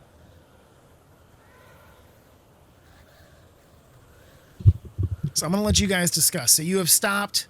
You've circled the war machines in the lee of some stone. So you're semi hidden, even though it's the the middle of the day. It is, well, I should say beginning of evening. It's about 4 o'clock. You guys have got 3 heavily damaged war machines. But that being said, even just the presence of 3 war machines, you guys are now like a small roving war band, basically. The Bitter Breath group was the largest group you've seen, and that was only 4 vehicles. Plus we have a warlock turret. Yeah, you got a roving warlock turret. So you have the option. You stopped for at least an hour to do that. So what I wanted to offer here is that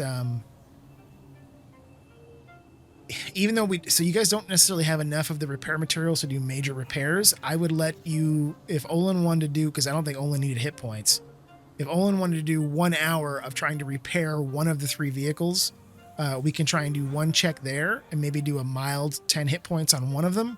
But after that, you guys would have to try and find materials to repair the machines. So he can use any metals with that spell, right? And all to Yeah. make repairs? So if he that's if he wants to use that fabricate spell to make make materials that would mimic the infernal iron that is currently the armor plating. Well, I pile up a couple long swords and a great sword that at least I know of on the bodies that I was driving around with, and then I search them for anything else they may have, like fuel coins, soul coins, or anything. So the 3 hobgoblins up top don't have any soul coins on them. You do find a soul coin on the hobgoblin captain, the one that was in the driver's seat. He's got a soul coin in a waist pouch on his belt. They're all wearing metal armor with metal swords and that kind of thing. So if Olin wants to burn a fabricate spell, we could certainly do that to come up with materials and allow you to do 2 checks to try to make some repairs. Okay. So which of the 3 vehicles do you want to, or do you want to do one on another? So right now I guess the 2 worst, damaged ones. So let me see here. So I'm guessing that would be the Devil's Ride and the Tormentor. So the Scavenger is probably in the worst shape of the three. So it's Oh, really? it's the Scavenger and the Devil's Ride. Yeah, your Scavenger is at 1/3 of its hit points, as is the Devil's Ride. Unless we want to, well, I guess we're missing the other Devil's Ride now. Yeah. So we'd probably want to try to hang on to all three vehicles. I mean, we don't have enough manpower to utilize all three vehicles realistically. Right. I mean, we could just take, for example, we could scavenge the Tormentor into the Scavenger because that's got 2 harpoons and a claw, along with the crushing wheels, if we want, and then keep the Devil's Ride as a scout vehicle like we did prior. Maybe, or we could keep all 3.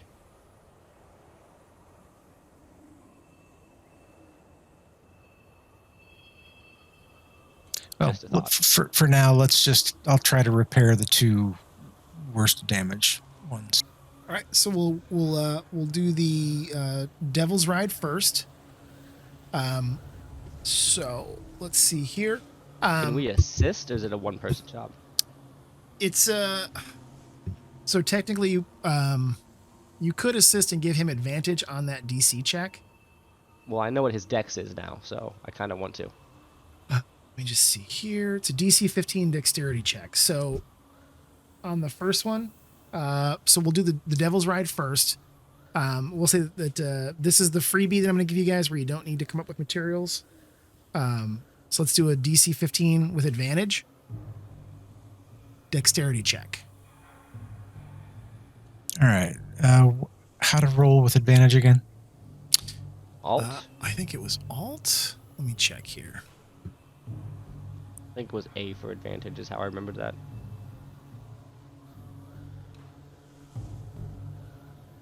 I don't remember where I had that in, which tool it's in for me to be able to do that. I think it's I think it was Alt. Hold Alt and click for advantage. I think Control Alt or Control click was for disadvantage. All right, just a dexterity ability check, right? Yep. All right. Well, I held Alt and it did not Right. do it. So go ahead and roll again. We'll just do 2 manual. Take the higher. Poop. Unfortunately, rolling like crap. yeah. Unfortunately, both of those fail. So we're not going to see any repair on the Devil's Ride. And then if you want to burn the fabricate spell, burn the spell slot, and do the same thing for the Scavenger, you can do so. Or actually, hang on 1 second here. We're forgetting one piece of this.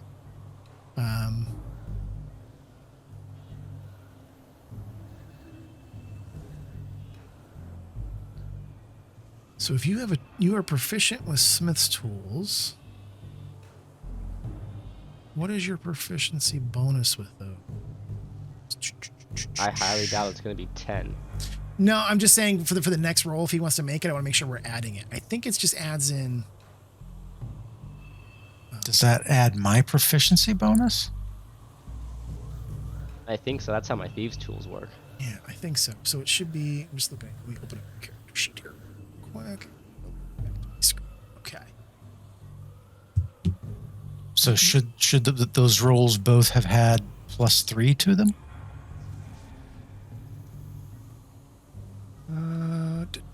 Yeah, your proficiency is +3. So yes. So because you're using the Smith, it adds the proficiency that you get from using the Smith tools, which you are proficient with, which gives you that +3. So that would have been a 6 and a 8, both of which are still below. But that way we can add the +3 on the next roll.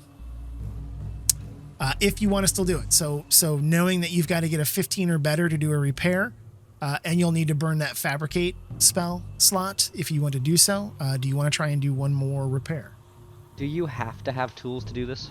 Yeah, you've got to have Tinker's tools or Smith tools. Never mind.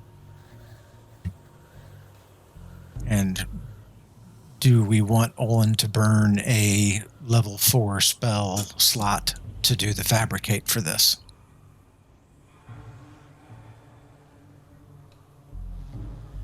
Hey, are we planning on going back or heading on?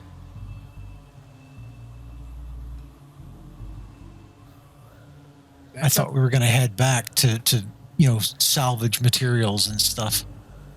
Yeah, wasn't that why we did the long rest? Or the short rest? Yeah, I just wanted to double Yeah. check because I say if we're gonna go back, don't burn it yet because we may find enough to repair them without it, and we Okay. may need that fourth level spell if he's still there. Yep. So let's just go back. Not going to burn the spell yet. Are we keeping the same vehicles or? Yeah, why not? Driving the same Okay. stuff. Yeah, just checking. Vroom, Other vroom. ones are broken.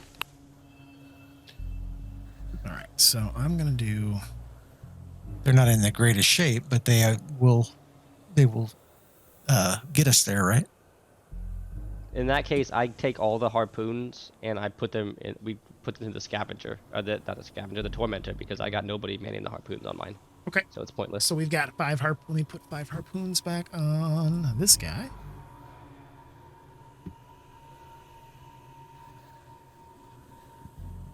Cool. Okay.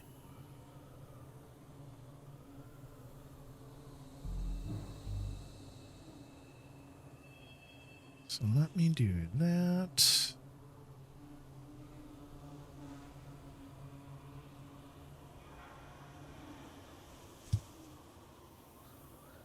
Do you want to keep driving the Devil's Ride Olin since it's a dex-based vehicle with all its skills?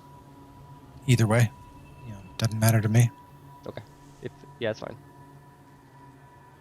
If you want to swap, I'm fine with that. Like, one person manning this, and then, Alatar can drive what you've been driving, and I could be in the passenger seat, whatever works.